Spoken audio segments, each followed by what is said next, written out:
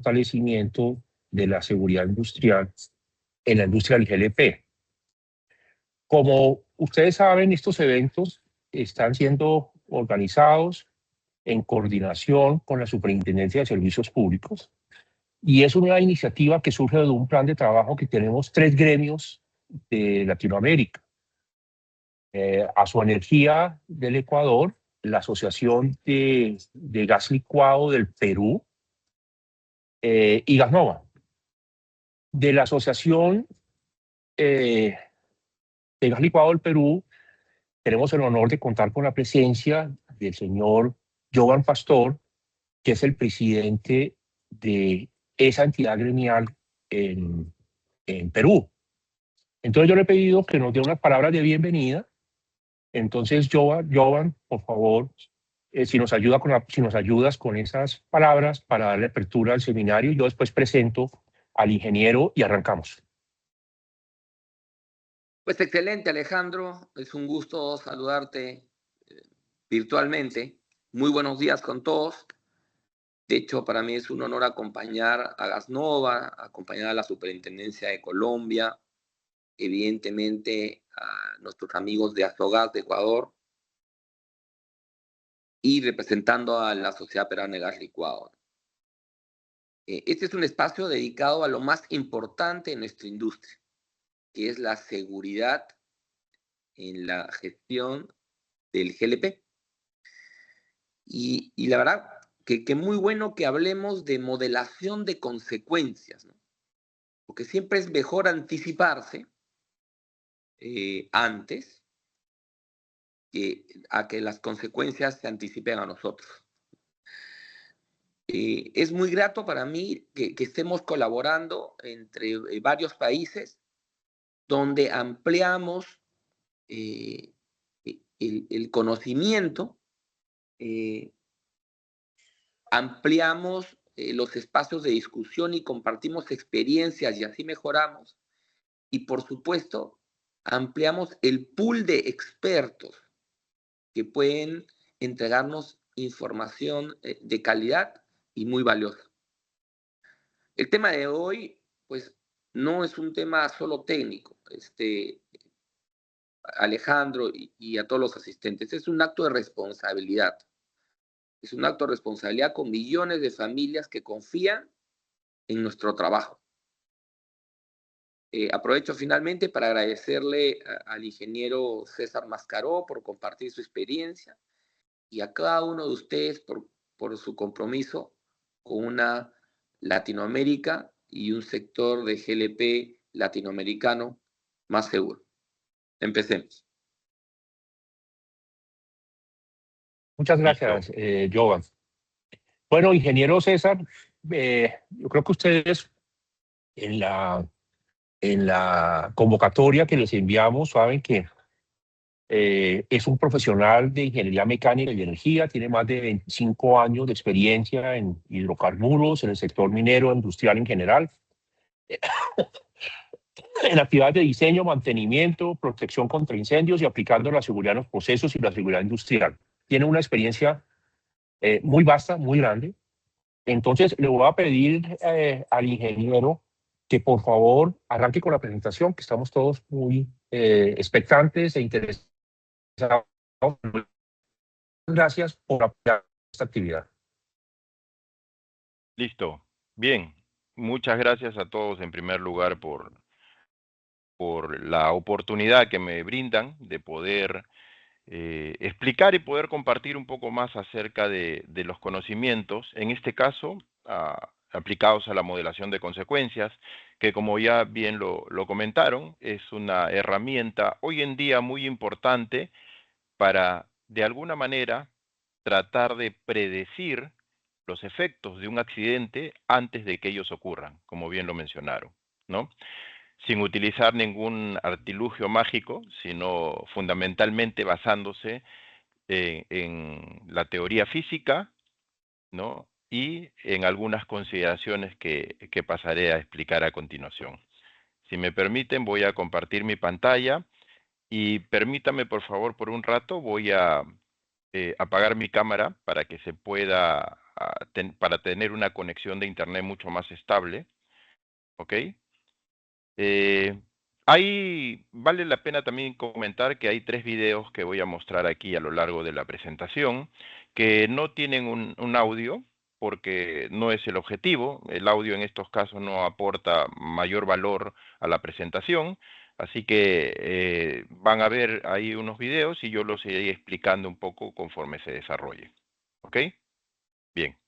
Entonces, antes de comenzar con el conocimiento de la modelación de consecuencias aplicados a la industria del GLP, quisiera iniciar en principio con una breve introducción al riesgo de GLP, que yo sé que todos ustedes conocen muy bien porque trabajan en el sector, ¿no? Pero es importante tenerlos presentes antes de ingresar a la teoría de la modelación de consecuencias. Y cuando voy a hablar respecto a las propiedades, al riesgo del GLP y en este caso a las principales propiedades peligrosas del GLP, me voy a referir especialmente, como ya lo comentaron, a la seguridad de procesos. ¿Ok? Entonces voy a hablar un poco sobre las propiedades peligrosas del GLP con enfoque en seguridad de procesos, porque es el objetivo de las herramientas de modelación de consecuencias que vamos a ver esta mañana, ¿no? Entonces, en principio, recordar que el GLP es una sustancia altamente inflamable y explosiva. Y eso fundamentalmente por 4 parámetros que muestro ahí en pantalla, ¿no? El punto de inflamación en primer lugar, que varía un poco dependiendo del origen del GLP y la composición del GLP. Recordemos que el GLP es básicamente una mezcla de propano y butano en proporciones distintas que varían a veces en función al objetivo, al propósito de la mezcla, en función al lugar, al productor, etcétera, ¿no? Entonces, sin embargo, todos tienen en común que aproximadamente tienen un punto de inflamación que está entre los menos 95 grados centígrados a menos 75 grados centígrados, temperaturas muy bajas, ¿ok? Es decir, tiene un alto grado de inflamabilidad. No necesita de mucha energía, no necesita de mucha temperatura para poder encenderse, ¿no? Luego también es importante comentar el rango de inflamabilidad, que está aproximadamente entre 1,5% es el límite inferior de inflamabilidad y 9,5% el límite superior de inflamabilidad. Recordemos, por favor, que el rango de inflamabilidad es aquel rango comprendido entre el límite inferior de inflamabilidad y el límite superior de inflamabilidad, dentro del cual es posible, ¿no?, la ignición de esta sustancia, ¿ok? Dentro de ese rango. Es importante también mencionarles que si bien es cierto, teóricamente ese es el rango de inflamabilidad que siempre se maneja, los experimentos realizados en campo y los accidentes ocurridos han demostrado que en realidad la inflamación se puede dar incluso a porcentajes más bajos que el nivel, que el límite inferior de inflamabilidad. ¿Ok? Por eso es que en ocasiones, en algunos países, es obligatorio en seguridad de procesos evaluar no solamente el rango de inflamabilidad, sino evaluar desde un 50% del límite inferior de inflamabilidad hasta el límite superior de inflamabilidad, es decir, un rango más amplio, ¿no? Entonces, es importante tener presente eso, ¿no? También otra propiedad importante en este caso es la baja energía de ignición. El GLP tiene como propiedad que no necesita mucha energía mínima de ignición para que se encienda, ¿no? De hecho, con baja energía, como por ejemplo la que te genera una superficie caliente, una temperatura, ¿no?, o la que te genera una descarga electrostática, pues el GLP se puede inflamar. No necesita necesariamente de alta energía para alcanzar eso, ¿no? Y desde el punto de vista de autoinflamación, la temperatura de autoignición aproximadamente está en los 470 grados centígrados, más o menos, ¿no? Lo cual refleja también una alta peligrosidad, porque 470 grados centígrados como punto de autoinflamación es una temperatura que tranquilamente la pueden alcanzar muchas superficies calientes, ¿no? Recordemos que la autoinflamación o la temperatura de autoignición está muy vinculada a la temperatura que puede alcanzar una superficie caliente. Una superficie caliente tranquilamente puede alcanzar este nivel de temperatura, ¿no? Con lo cual favorece también las posibilidades de inflamación del GLP, ¿ok? Importante mencionar también que el GLP por naturaleza es inodoro, salvo en los casos comerciales que ya ustedes bien conocen, donde se mezcla el GLP con un odorante, como por ejemplo el mercaptano, para alcanzar, tener una sensación de olor en el GLP que permita pues su detección humana sin ningún inconveniente, ¿no? La densidad de vapor es mayor que la densidad del aire, ¿no? Tiene una densidad de vapor en estado de vapor mayor que la densidad del aire.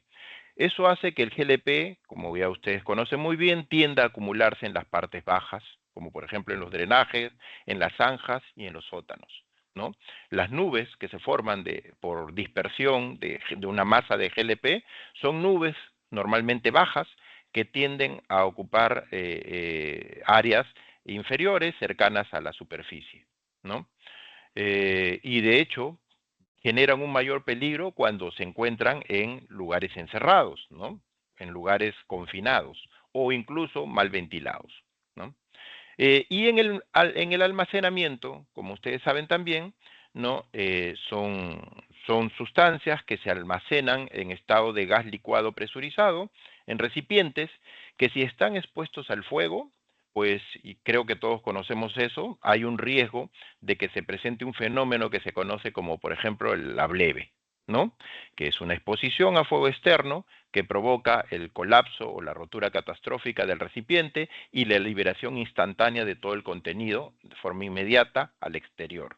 De tal manera que si hay fuego en el exterior, ese gas se va a encender, pero mayor aún por las propiedades que tiene, se va a expandir, se va a formar más o menos aproximadamente 200 veces en volumen y eso va a generar una inmensa masa un volumen inmenso, perdón, de sustancia, de GLP vaporizado prácticamente de manera instantánea, que al encontrar una fuente de ignición nos forma algo que nosotros los que estamos metidos en este tema de la seguridad del GLP conocemos como la bola de fuego.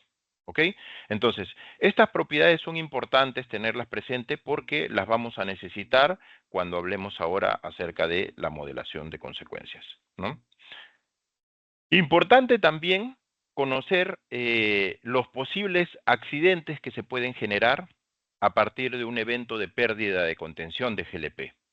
Ahí en pantalla estamos viendo un árbol de eventos, lo pueden visualizar. Permítame, por favor, voy a colocar mi puntero láser. Ajá. Ese es el árbol de eventos típico para una pérdida de contención del GLP, que dependiendo del modo de falla, si es una fuga continua o es una liberación instantánea, pues dependiendo del modo de falla, los accidentes que se puedan generar van a variar, ¿no? Aquí, por ejemplo, si tenemos una fuga continua de GLP, que podría ser, por ejemplo, una fuga por un agujero, una fuga por una brida, por alguna conexión, algún tipo de abertura que provoque una pérdida de contención, y se le conoce como continua porque tarda tiempo, toma su tiempo, no es instantánea, sino que es una fuga que para controlarla se necesita un tiempo determinado, ¿no?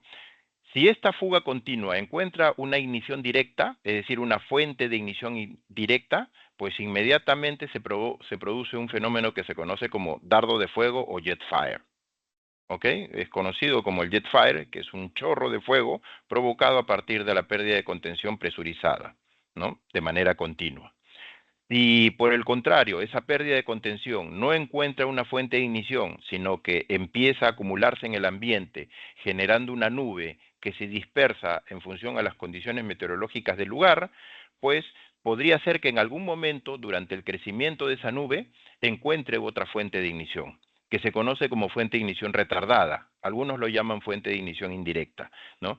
Que al momento de la ignición, al momento del contacto con la nube, lo que va a generar es que toda esa nube se inflame, ¿ok? Y el comportamiento de esa nube al inflamarse va a depender a su vez de las condiciones físicas del lugar donde se produzca la ignición, ¿no? Si la nube atraviesa un área que no tiene confinamiento y que no tiene congestionamiento, pues entonces probablemente lo más seguro es que se produzca un evento denominado como flash fire o llamarada, como se le llama también en español, ¿no? Es un evento en el cual la nube, al encenderse, se consume, se prende, se enciende y se quema por completo. Desde el punto de ignición recorre la llama todo el contenido de la nube quemándose de manera casi instantánea.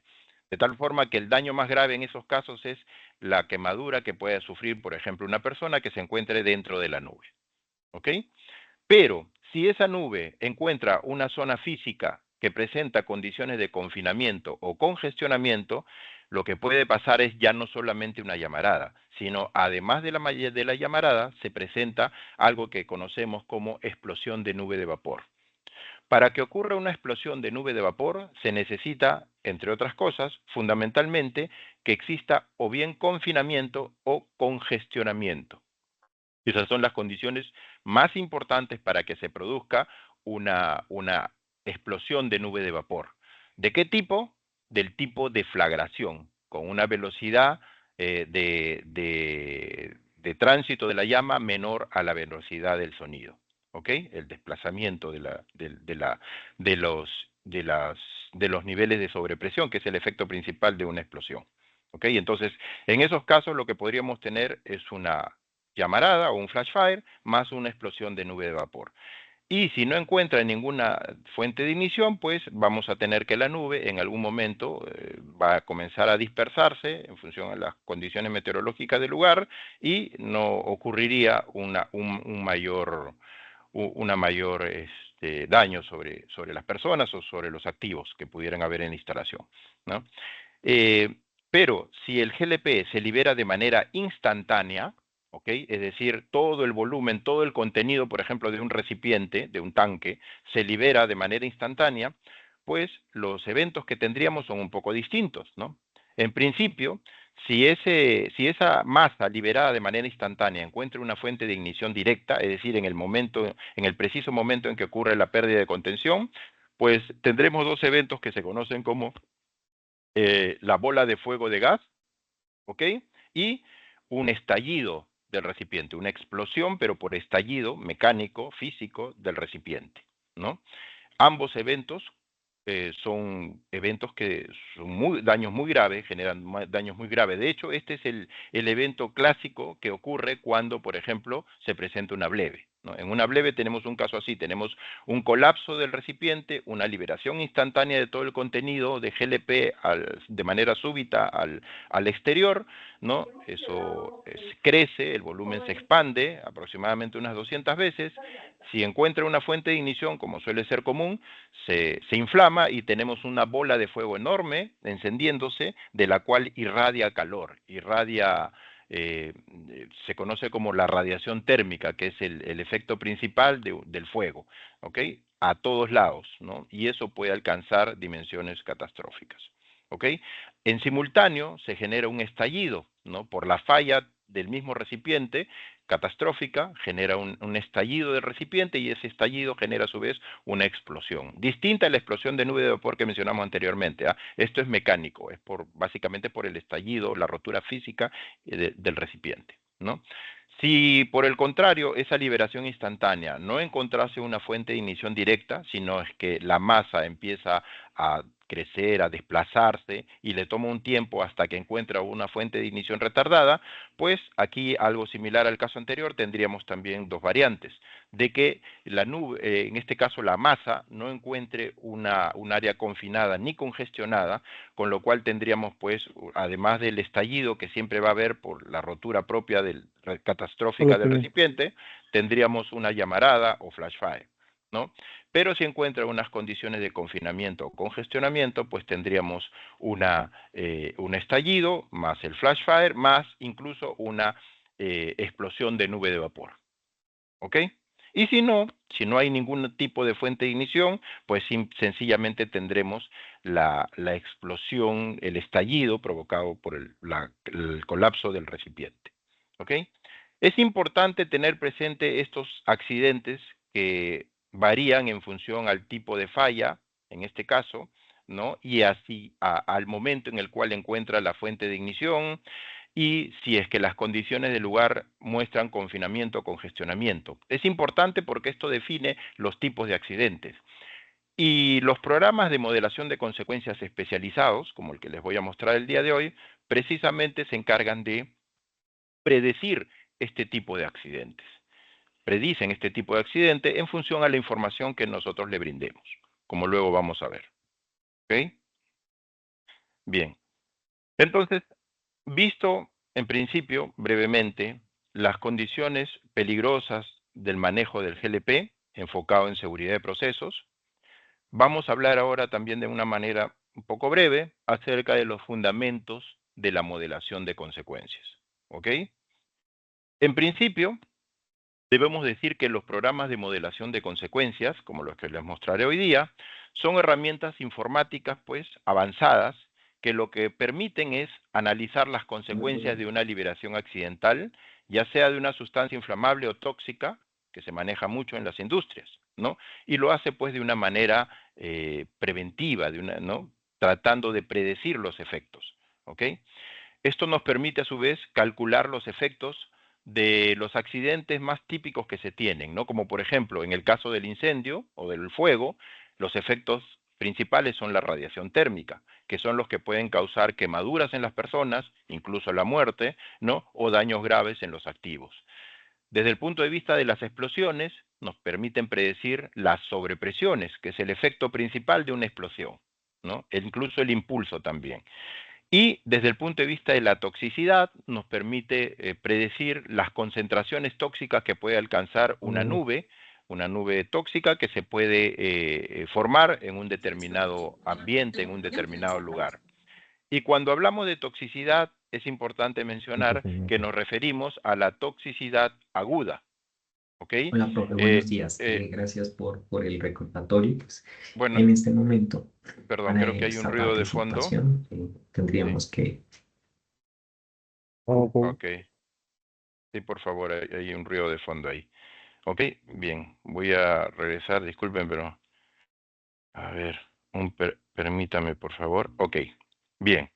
Entonces, les estaba comentando acerca de la dosis en los casos de toxicidad. Es importante mencionar que tenemos dos tipos de toxicidad cuando hablamos de seguridad, la toxicidad aguda y la toxicidad crónica, ¿no? La crónica es la que se enfoca en seguridad ocupacional. Aquellos que están en seguridad ocupacional se encargan de evaluar efectos de la toxicidad crónica, es decir, aquella toxicidad que causa daños pero en el tiempo, no en un día ni en 2 días, sino en años muchas veces. ¿Ok? En cambio, en toxicidad aguda hablamos de sustancias que tienen la capacidad de poder causar daño de manera inmediata, ¿no? En cuestión de segundos o minutos. Ese tipo de daño, toxicidad aguda, se evalúa en seguridad de procesos. Y eso es lo que hacen, por ejemplo, estas herramientas. ¿Ok? Tenemos herramientas, normalmente cuando hablamos de modelación de consecuencias, dos tipos de herramientas, que son las que vamos a mencionar ahora, ¿no? Las herramientas basadas en fórmulas empíricas, ¿no? Y las herramientas basadas en dinámica de fluidos computacional, ¿ok? Son herramientas que tienen fundamentos físicos distintos y tienen propósitos distintos, ¿ok? Ambas importantes, de hecho ambas se complementan, ¿no? Pero es importante que conozcamos un poco también las diferencias entre una y otra, ¿ok?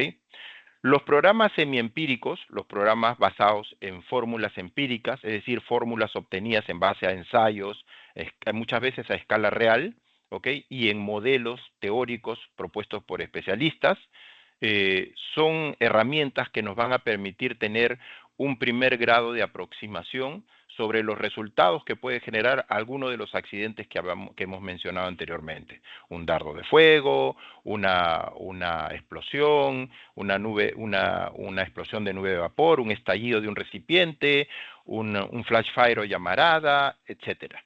¿Ok? Este tipo de herramienta nos da una primera aproximación de la magnitud, fundamentalmente de la magnitud del evento. Si hablamos de un incendio, nos puede predecir el alcance de los niveles de radiación térmica, hasta dónde puede alcanzar la radiación térmica, qué temperatura se puede alcanzar, ¿no? ¿Qué altura tendría la llama, la flama en este caso, ¿no? Etcétera. En el caso de las explosiones, estas herramientas nos permiten predecir los efectos de la explosión desde el punto de vista de sobrepresión, cuáles son los niveles de sobrepresión, a qué distancia puede alcanzar un nivel de sobrepresión determinado, el impulso que puede generar, que es la carga dinámica que genera una explosión, ¿no? Ese tipo de información. Desde el punto de vista de toxicidad nos va a permitir determinar, por ejemplo, el alcance de la nube, qué tamaño puede alcanzar una nube, ¿no? El ancho, las dimensiones, la longitud de la nube, las concentraciones en diferentes puntos de la nube, ¿no? Ese tipo de información nos proporcionan los programas semiempíricos, ¿no? Y estos programas semiempíricos, como el que voy a mostrar ahora, básicamente se basan en dos dimensiones, geometría en 2D, como lo veremos en este caso. Este pequeño video que van a ver es una recreación utilizando el programa FX, que es un programa de tipo semiempírico, para poder modelar un accidente que casi al final de la clase lo revisaremos. Es un accidente que ocurrió en el Perú hace algunos años, poco más de 5 años, y que generó daños muy graves sobre las personas. De hecho, fallecieron más de 30 personas en este accidente. ¿Ok? Entonces, las herramientas como esta, si me permiten mostrarlo, ¿no? Nos permiten generar, por ejemplo, eso, ¿no? Eso que ven es el recorrido de la nube inflamable. Obviamente está acelerado aquí el video para efectos académicos, pero ese nos muestra el recorrido con diferentes colores. Cada color nos muestra el comportamiento de la nube, ¿no? Con diferentes, en este caso, con diferentes porcentajes del límite inferior de inflamabilidad, que van desde el 25%, el 50%, o incluso el límite superior de inflamabilidad, el límite inferior de inflamabilidad, ¿no? De tal manera que este tipo de herramientas, como lo ven aquí en pantalla, nos permiten predecir el tamaño de la nube, las dimensiones de la nube, las concentraciones que alcanzan la nube en su paso, en su recorrido, ¿no? En diferentes lugares, en diferentes puntos, ¿no? Y en función a las condiciones meteorológicas del lugar. ¿Ok? A diferencia de esto, tenemos las herramientas basadas en dinámica de fluidos computacional. No sé si ustedes recuerdan, aquellos que en la universidad hayan llevado dinámica de fluidos, hayan llevado mecánica de fluidos, quizás recuerden las fórmulas, no sé si algunos se acuerdan, las fórmulas por ejemplo, de continuidad de masa, conservación de masa, Navier-Stokes. Seguramente les estoy haciendo recordar, ¿no? Navier-Stokes, conservación de masa, continuidad. No sé si recuerdan esas fórmulas de continuidad. Bueno, todas esas fórmulas que uno los vio quizás en la época de la universidad cuando llevó los cursos de mecánica de fluidos, se aplican, todos esos conceptos se aplican en estos modelos, de tal forma que estos modelos nos permiten hacer una evaluación mucho más precisa que la anterior, ¿no? Basado en esos conceptos y de una manera tridimensional, como lo ven acá, ¿no? Ojo, este evento es distinto del anterior, ¿eh? Ya estamos trabajando para modelar el primer evento, pero esto es de otro caso. Lo que me interesa que vean es cómo es que estos programas trabajan. Estos ya trabajan en 3 dimensiones. ¿Ok? Esto nos permite tener, incluso contemplan la geometría, algo que no hacen los programas semiempíricos. Si ustedes vieron en el programa de la izquierda, ven que acá, por ejemplo, hay viviendas, ¿ok? Hay viviendas y la nube se desplaza de tal manera que lo hace como si no hubiera viviendas, ¿no es cierto? En cambio, en la de la derecha, ustedes van viendo cómo la geometría, como por ejemplo el perfil del terreno que se ve aquí, ¿no? Influye en el desplazamiento de esta nube. Esta es una nube que se está desplazando y que se comporta de una manera distinta por efecto de el entorno a su alrededor, ¿no es cierto? Entonces, este tipo de herramientas de dinámica de fluidos computacional, ¿no? Es una herramienta mucho más precisa, con resultados más precisos, ¿no? Prácticamente puedes ver en tiempo real lo que sucede. Eh, el detalle, y más allá de las diferencias que hay en los fundamentos físicos, como les explico, está el hecho de las diferencias desde el punto de vista de aplicación y de desarrollo, ¿no? El propósito en principio es distinto, ¿no? Usualmente las herramientas semiempíricas se utilizan para efectos de análisis de riesgos, ¿ok? Como lo veremos en unas láminas a continuación, y para efectos también de investigar incluso hasta accidentes, aunque el nivel de detalle no te lo va a mostrar como te lo muestra el de la derecha, ¿no? El de la derecha contempla, como ven ustedes, la geometría, el de la izquierda no. ¿Ok? También es importante mencionar que los recursos son distintos. En el caso de los programas empíricos, una modelación te puede tomar cuestión de minutos. En cambio, con un programa basado en dinámica y fluidos computacional, la misma modelación, pero con mayor detalle, te puede tomar horas o días, ¿no? Entonces la comparación es distinta. Los recursos de computación, las computadoras para dinámica y fluidos computacional tienen que ser mucho más potentes que una computadora para un programa empírico, por ejemplo, ¿no? ¿Cómo funciona un programa empírico? Que es los programas que más se utilizan, ¿no? Básicamente, en principio, requiere el ingreso de información específica, como información acerca de la sustancia. Como vieron al inicio, ¿no?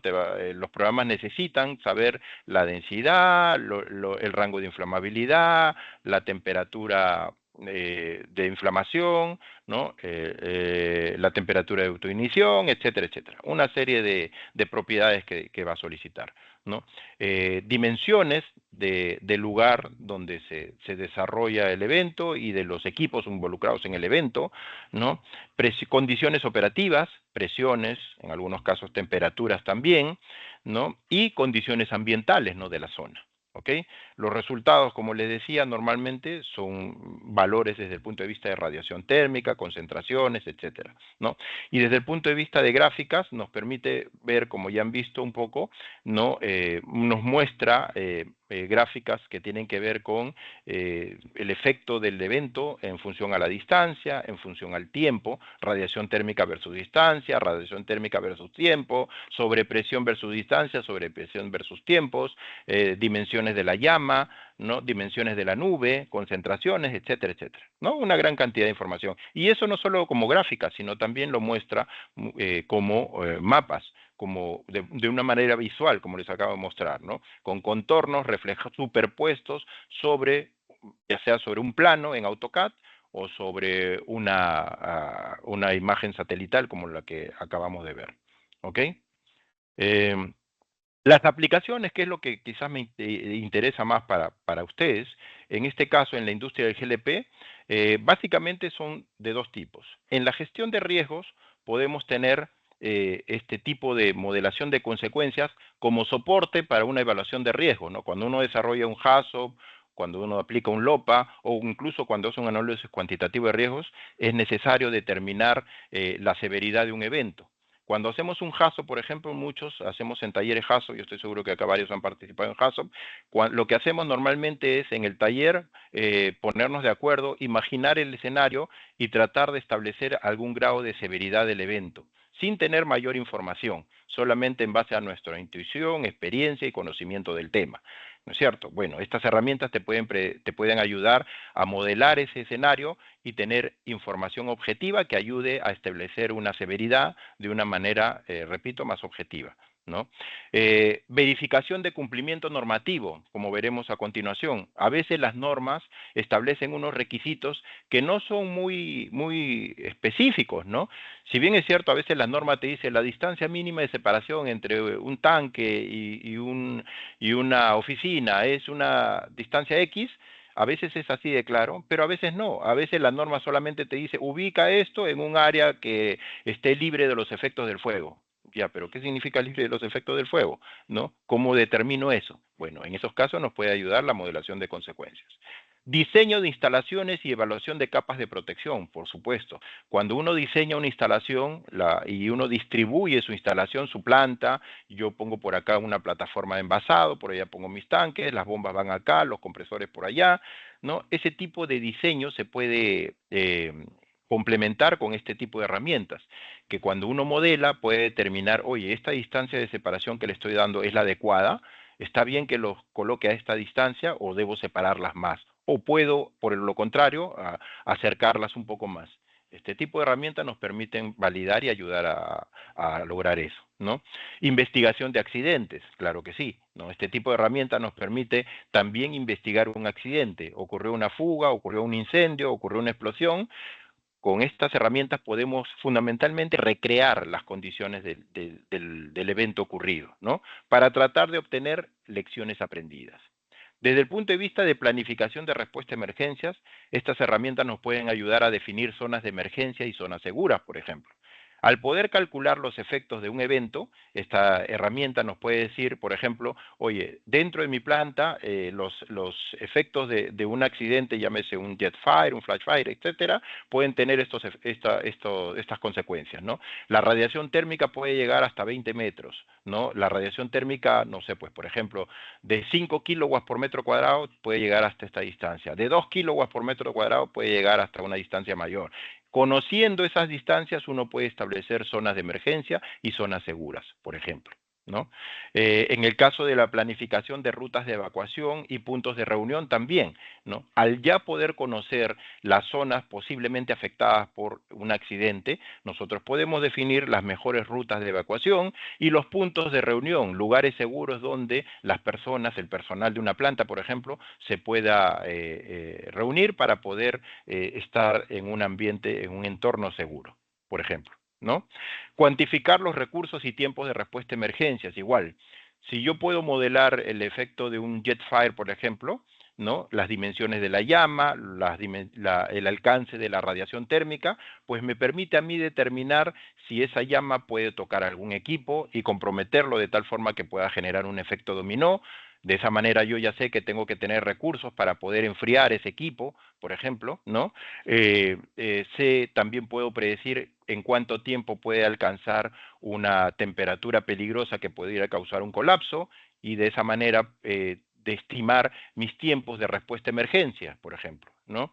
Desarrollar escenarios de entrenamiento. Yo sé que muchos de ustedes hacen entrenamientos basándose simplemente en tácticas ya prescritas, ¿no?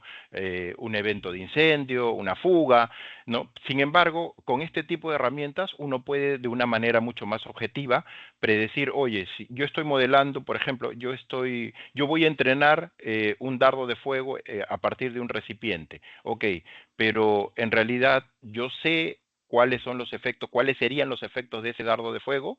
Yo puedo saber con estas herramientas, oye, el dardo de fuego qué longitud va a tener, la radiación térmica que genere el dardo de fuego, hasta dónde puede alcanzar, ¿no? Los kilowatts por metro cuadrado, de tal manera que el personal se ubique en una zona segura, ¿no? En una zona donde el nivel de radiación sea el adecuado, si es que es personal que utiliza trajes de protección, por ejemplo, ¿no? Entonces, ese tipo de información nos ayuda a poder establecer escenarios de entrenamiento de una manera más objetiva, ¿no? Yo les decía, esto es una ampliación de los comentarios que ya hacía, ¿no?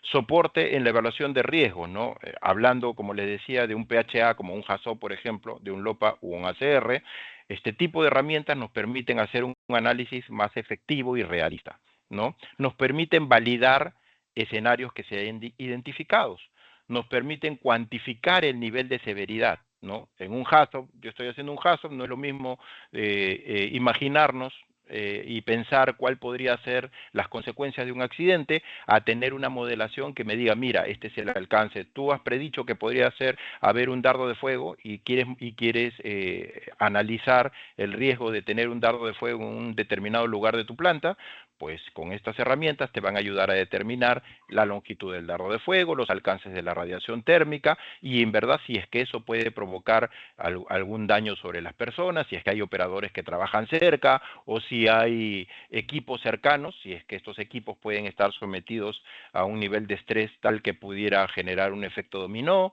¿no? Ese tipo de análisis, ¿no? Nos permite tomar decisiones sobre salvaguardas, ¿no? De hecho, nosotros podemos modelar un evento con y sin salvaguardas en algunos casos, ¿no?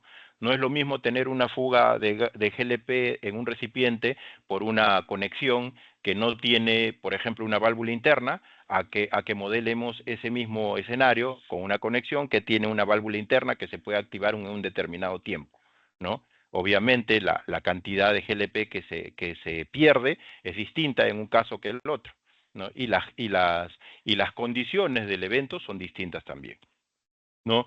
Si yo tengo, por ejemplo, un recipiente o un equipo que está protegido con un sistema de aspersores de agua que lo enfría, nosotros hemos previsto que si hay un incendio, pues ese equipo va a estar enfriado, ¿no? Se va a mantener a baja temperatura con unos aspersores de agua, pues nosotros podemos modelar el evento, el incendio, y ver si en verdad esos aspersores de agua van a servir o no para enfriar el equipo, si la cantidad de agua es suficiente para el nivel de radiación que quizás reciba, ¿no? Ese tipo de análisis se puede hacer con esto, ¿ok?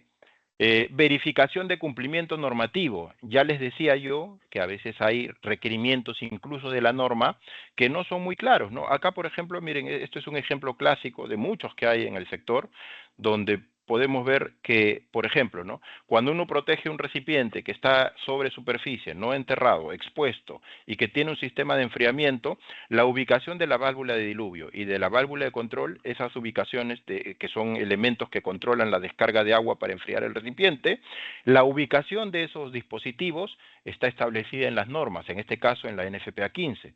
Y vemos que, por ejemplo, la NFPA 15, cuando habla de ubicación de válvulas de control, de válvula de activación, nos dice pues que la válvula debe estar ubicada en un lugar accesible durante la emergencia.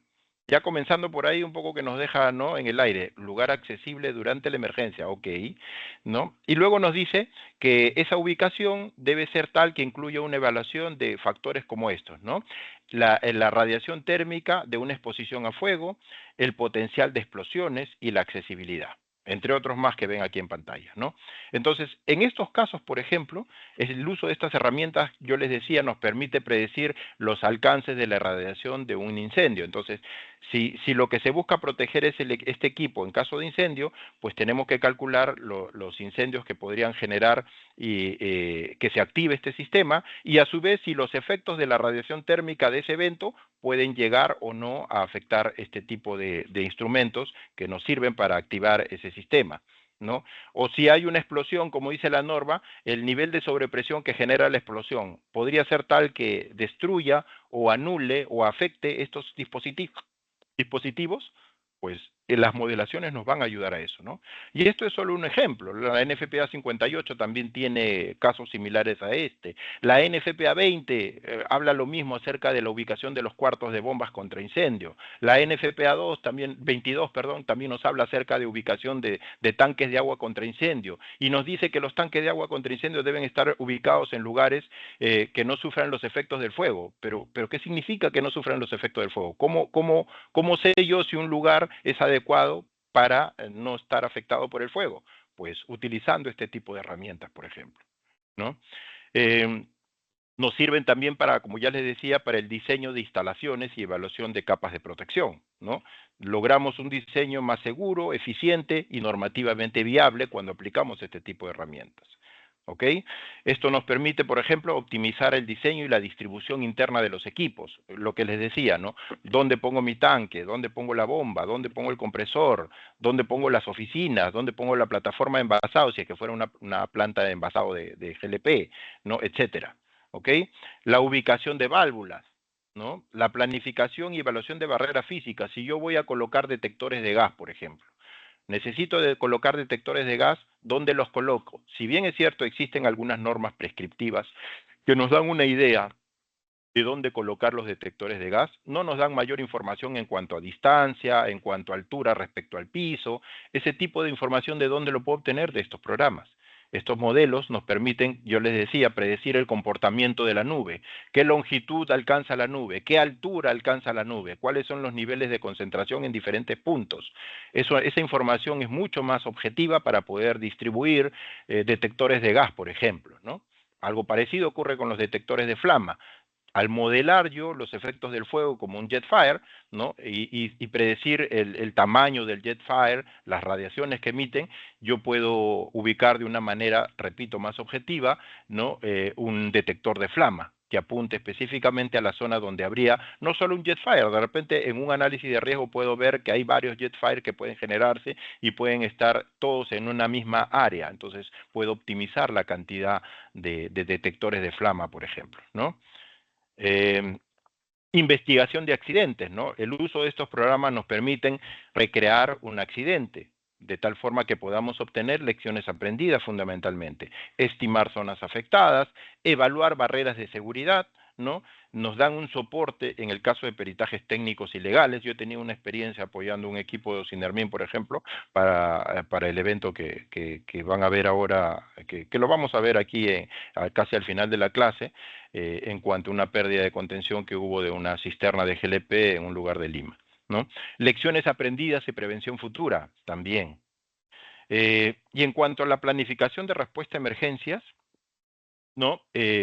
Yo les decía de que nos permite definir zonas de emergencia y zonas seguras. Los resultados de estos modelos nos van a permitir establecer, por ejemplo, oye, ¿a qué distancia se llega con 5 kilowatts por metro cuadrado? ¿Qué alcance puede tener los 2 kilowatts por metro cuadrado? Y sabiendo que 5 kilowatts por metro cuadrado es un nivel de radiación que puede generar quemaduras de segundo grado en un minuto sobre las personas, y que 2 kilowatts por metro cuadrado puede generar simplemente dolor, más no daños graves en las personas en 60 segundos, pues ese tipo de información nos permite a su vez a nosotros establecer zonas seguras, ¿no? Y zonas de emergencia. ¿Ok? En caso de explosión, algo parecido, ¿no? Solo que con unidades en milibar o en PSI o en kilopascal, como lo quieran llamar, que son las unidades típicas de la sobrepresión, que son los efectos de una explosión, ¿no? Eso nos permite establecer zonas seguras no solamente para el personal de la planta.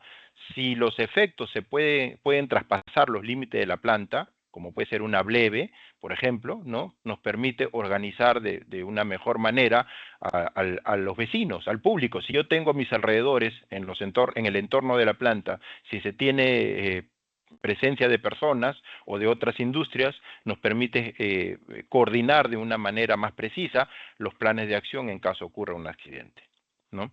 Rutas de evacuación y puntos de reunión, claro, como les decía, ¿no? Yo al tener establecidas estas zonas donde los efectos de la radiación o de la sobrepresión son de nivel tal que pueden afectar a las personas, por ejemplo, eso me permite establecer rutas que no deberían pasar por esos lugares, que deberían ir por zonas que estén fuera de esos niveles, ¿no? De radiación, por ejemplo, a su vez que establezca puntos de reunión seguros, lugares donde yo estoy seguro que si las personas se reúnen ahí no les va a pasar nada. ¿Por qué? Porque está fuera de todas estas áreas peligrosas, llamémoslo así, ¿no? Y eso de una manera mucho más objetiva, ¿no? Cuantificar los recursos y los tiempos de respuesta, también. Con una simulación nosotros podemos estimar la cantidad de recursos, ¿no? Oye, ¿cuántos chorros de manguera voy a necesitar para enfriar en un escenario de incendio de ese tipo? Tengo que enfriar varios equipos, ¿cuántos chorros necesito? ¿Qué equipos hay que enfriar? ¿Cuántos brigadistas voy a necesitar? Porque por cada chorro de manguera voy a necesitar una determinada cantidad de brigadistas. Ventanas de tiempo, ¿no? El software te permite predecir cuánto tiempo puede transcurrir entre la descarga, una liberación, una pérdida de contención, y la llegada de una concentración peligrosa, es decir, el tiempo que transcurre para que la nube alcance un determinado lugar, por ejemplo, ¿no? La duración esperada, ¿no? Oye, ¿cuánto tiempo puede durar el Jetfire? Bueno, dependiendo, si no tienes forma de controlarlo, pues habría que ver el volumen o la masa de sustancia, de GLP en este caso, que se tiene contenida, y en base a eso y a otras condiciones más, estimar el tiempo que va a durar esa fuga, esa descarga. Y si yo tengo, como les comentaba hace rato, el caso típico, ¿no? Yo tengo un elemento que me permite controlar la fuga, como por ejemplo una válvula interna, pues eso también cuenta para poder determinar los efectos en función a un tiempo más corto, porque ya no es que se va a demorar, no sé, pues de repente 30 minutos o 15 minutos, sino que ahora en un periodo de 10 minutos puedo controlar la fuga, y entonces el comportamiento del accidente es distinto, ¿no? Eso pues puede ayudarnos a optimizar el despliegue de las brigadas de respuesta a emergencias e incluso la coordinación con los servicios de ayuda externa, ¿no? Con los bomberos, por ejemplo, ¿no?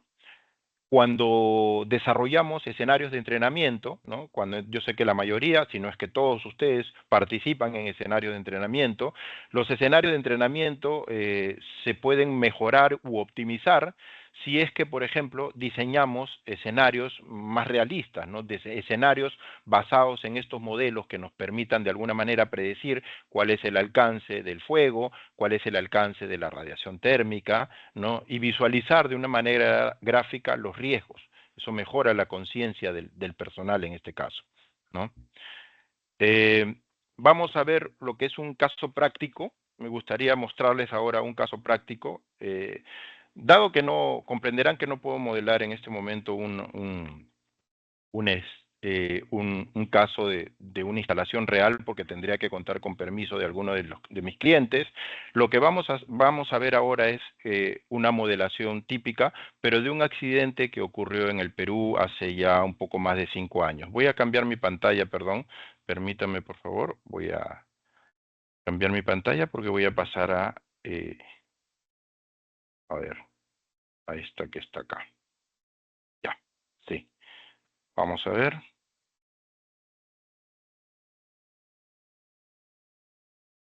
Fíjense.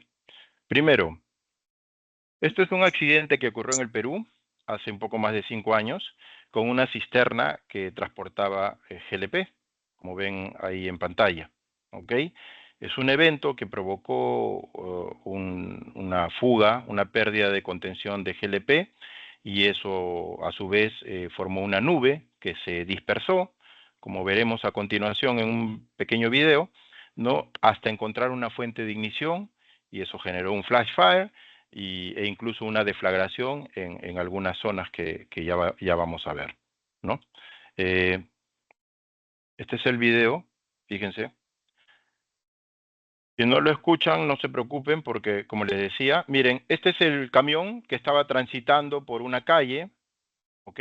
Estaba transitando por una calle, solo que no se percató que la calle tenía un desnivel bastante pronunciado, alrededor de 55 centímetros, y cuando pasa el desnivel, la parte inferior del camión, donde había una bomba, la bomba con la cual se descarga el GLP, golpea el desnivel, golpea la pista, y eso causa que se desconecte la válvula, el punto donde estaba la válvula de descarga de la bomba y la tubería se desconectan, ¿no? Al desconectarse ocurre lo que ven ahí en pantalla, ¿no? Esa pérdida de contención. El camión avanza un poco más y ahí se detiene, ¿no? Y empieza a generarse esa descarga, como ven, de GLP. Voy a avanzar un poquito el evento para que vean, ¿no? Si se dan cuenta, mire, importante aquí conocer que en ese momento las condiciones meteorológicas del lugar eran aproximadamente 0.57 metros por segundo, de acuerdo a información que hemos obtenido del día. La dirección del viento era precisamente donde se muestra. Esta calle se llama Villa del Mar, si mal no recuerdo, y la dirección del viento era en ese sentido. Además, para terminar de complicar el asunto, esta calle Villa del Mar tenía una pendiente negativa, una pendiente hacia ese lado, de tal manera que todo favorecía a que la nube se desplazara, como estamos viendo, en ese sentido. ¿Ok? Eso generó, pues, que la nube vaya creciendo en el tiempo, que ingrese la nube, como vemos. Tenemos viviendas a ambos lados, puertas abiertas, ventanas, ¿no? Y la nube, el gas empezó a ingresar en las viviendas aledañas, ¿no? Empezó a ingresar esos ambientes que son ambientes confinados, ¿ok? Y a extenderse, ¿no? Aproximadamente a 10 minutos después de la fuga, 10 minutos después, aquí vemos al chofer tratando de cerrar la válvula para controlar la fuga. Luego, en una investigación se descubriría que la válvula estaba trabada y por eso el chofer no pudo, por más que intentó, no pudo cerrar la válvula que controlaba la fuga, porque la válvula estaba trabada, la habían trabado de manera intencional. Luego veremos eso. Y eso hizo que aproximadamente a los 10 minutos que ocurrió el evento, que empezó la fuga, más o menos a los 10 minutos, pues se encontró una fuente de ignición. No se sabe a ciencia cierta, pero se estima que fue un vehículo que estaba por esta calle un poco más abajo el que generó la fuente de ignición, aunque otros dicen que quizás fue el fuego en una vivienda, porque repito, este gas ingresó a las viviendas también. Lo que sí se tiene claro es que a los 10 minutos aproximadamente esta nube se encendió, ¿no? Se encendió, creo que lo vamos a ver acá, ahí, ¿ven? Miren, momento en el cual se enciende la nube, ¿eh? Y empieza a generar todo el daño que están viendo en pantalla, ¿no? Hay más videos sobre el evento, déjenme ver, bueno, aquí estamos volviendo a ver la fuga. Permítame, por favor. Acá, por ejemplo, ahí vamos a ver, miren cómo se prende por ahí, ¿ven? Ven cómo empiezan hay personas ahí en medio de la nube que se ven envueltas en las llamas, ¿ok? ¿No? Y se genera pues todo un daño, ¿no? Lamentablemente este evento causó la muerte de más de 30 personas que por cierto no fue una muerte instantánea. Lamentablemente los efectos de esto provocó, los daños que provocaron fueron tales que las personas fueron falleciendo conforme transcurrían los días, ¿no? En el momento fallecieron, si mal no recuerdo, creo que 2 o 3 personas, pero el resto de las personas fueron muriendo lamentablemente en el transcurso de los días por la gravedad del accidente, ¿no? Las quemaduras que tenían, en fin, fue terrible, ¿no? De hecho, por ejemplo, nosotros estamos ahí en la empresa modelando este evento, pero a nivel de dinámica de fluidos computacional. Es un aporte que queremos hacer nosotros acá en el Perú. Esperamos en un par de meses más cerrar ya el modelo, y lo estamos modelando en dinámica y fluidos computacional. Pero mientras tanto, lo que hicimos en su momento fue modelarlo utilizando programas semiempíricos como el que les voy a mostrar ahora. ¿Ok? Bueno, hasta ahí lo voy a dejar el video porque me interesa volver a la presentación. Permítame, por favor, un segundo, ¿no? A ver. Bien. Entonces. Ok. Entonces, fíjense, ¿no? Para poder modelar este evento, lo que hemos hecho aquí es, espera un segundo.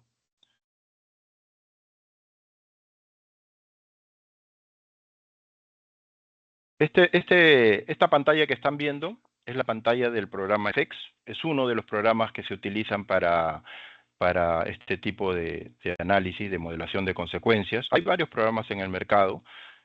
Yo sé que seguramente muchos de ustedes conocerán el Aloha. El Aloha es un programa gratuito, muy bueno, del gobierno americano, de la NOAA de los Estados Unidos, pero que tiene muchas limitaciones, ¿no? Porque es un programa que se desarrolló con fines de planificación de respuesta a emergencias, solo para eso. Eso hace que el programa tenga muchos candados de seguridad que no le permiten modelar un escenario de una manera más realista. Lo que buscan es asegurarse que el modelo hasta cierto punto esté sobredimensionado para garantizar la seguridad de los respondedores, como le llaman, ¿no? En este caso hay programas, seguramente habrán escuchado hablar del FAST, este es el FX, que son programas que sí buscan que modelar los eventos de una manera más precisa, de una manera más realista, ¿no? Y eso hace que este tipo de programas sean considerados como programas con grado de ingeniería, ¿no? Porque son mucho más realistas. Este tipo de programas, pues, nos permiten hacer esas modelaciones. Y lo importante en estos casos, en algún momento, si tienen la oportunidad de trabajar con alguno de estos programas o poder contactar alguno de estos programas, lo importante que tienen que tener presente, porque en el mercado van a encontrar muchos programas, lo importante es que asegurarse que los programas sean verificados y validados. Esos dos términos son muy importantes cuando uno utiliza programas como estos, programas informáticos de modelación de consecuencias. ¿Qué significa ser verificado?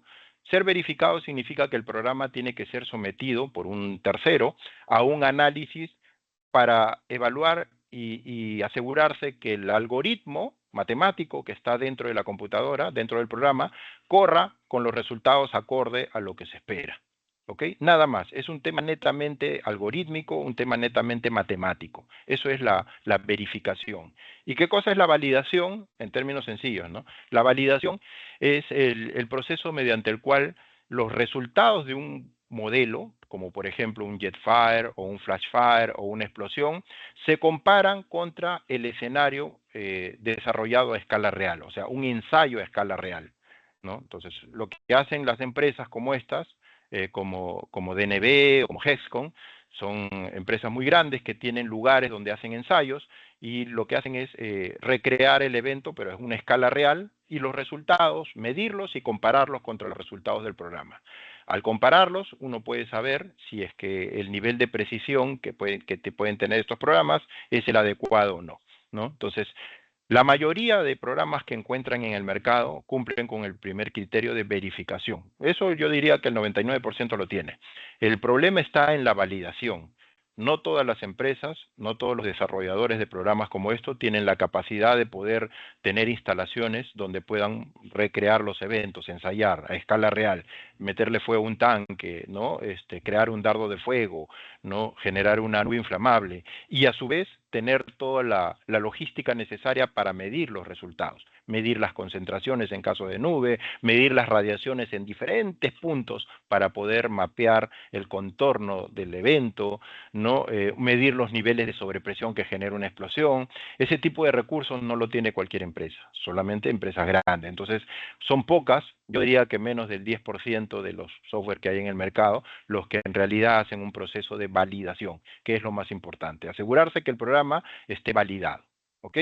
Bueno, este es un programa validado, y aquí, por ejemplo, lo que podemos ver ¿cómo se utiliza un programa de esto? Muy brevemente, porque el tiempo nos gana, pero brevemente este es el entorno, ¿no? Este es el entorno de un programa en el cual nosotros lo que hacemos es ingresar aquí donde dice equipo estacionario, añadimos un equipo. Al añadir un equipo se genera un determinado punto como este, donde el cual nosotros tenemos que decir, si se dan cuenta aquí, miren, este es el punto donde se generó el evento, entonces uno lo que hace es insertar el punto y darle la ubicación. Una vez que ubicas el punto desde donde vas a simular, el siguiente paso es empezar a generar los modelos. ¿Qué modelo voy a aplicar? Y tienes diferentes modelos, ¿no? Como ven acá, tenemos modelos de descarga, modelos de dispersión, modelos de fuego, modelos de explosión, modelos de daño, ¿no? Son diferentes modelos en función de lo que vayas a modelar. En este caso, lo primero que uno modela es la fuga, ¿no? Oye, lo primero que tengo que hacer es modelar la fuga. Quiero saber cuántos kilogramos por segundo están fugando a partir de ese camión, ¿no? Entonces, uno lo que hace es seleccionar, añadir el modelo y añadir un modelo de descarga o de liberación. Y dentro de esos modelos tenemos submodelos. Tenemos que buscar el que se acomode a nuestro objetivo. En este caso, estamos hablando de una fuga. Fue una fuga, yo les comentaba, por la conexión, ¿no? Se desconectó la válvula de la tubería. Eso equivale más o menos a una fuga por un agujero, ¿no? De un gas licuado, ¿no? Entonces buscamos, es una liberación continua, ¿no? de un gas licuado, ¿ok? ¿Qué sería esto? Liberación continua de un gas licuado, porque lo otro es una liberación instantánea, que no es lo que queremos. Se selecciona el modelo, y cuando uno selecciona el modelo, lo que hace es generar una pantalla como esta, con una serie de información que te va a solicitar, que por cierto yo ya la llené para no perder tiempo, que vendría a ser este de acá, ¿no? Y aquí uno empieza a llenar las condiciones del proceso, en este caso la sustancia química, seleccionas de una lista qué tipo de sustancia es, la temperatura en el recipiente, las condiciones, en este caso de presión dentro del recipiente, ¿no?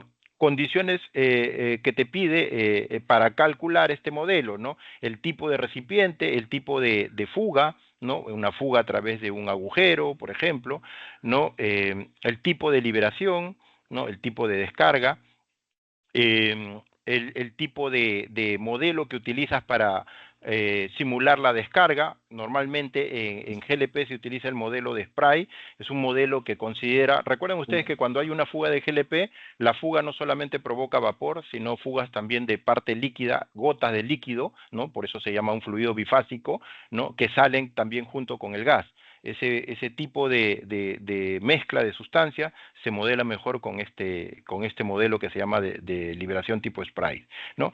Y entonces se llena una serie de información en cuanto al método de cálculo, condiciones del proceso, nos piden el volumen del recipiente, en este caso del tanque, ¿no? de la cisterna, el porcentaje de llenado que tenía ese día, ¿no? La longitud del recipiente, el tipo de recipiente, si es cilíndrico, horizontal, vertical o es una esfera, en fin, dimensiones del agujero por donde ocurre la fuga, ¿no? La posición del agujero respecto al tanque y respecto al nivel de la superficie, ¿no? Las condiciones ambientales, y con eso nos permite calcular lo más importante, que es la tasa de liberación, es decir, cuántos kilogramos por segundo están fugando en ese momento.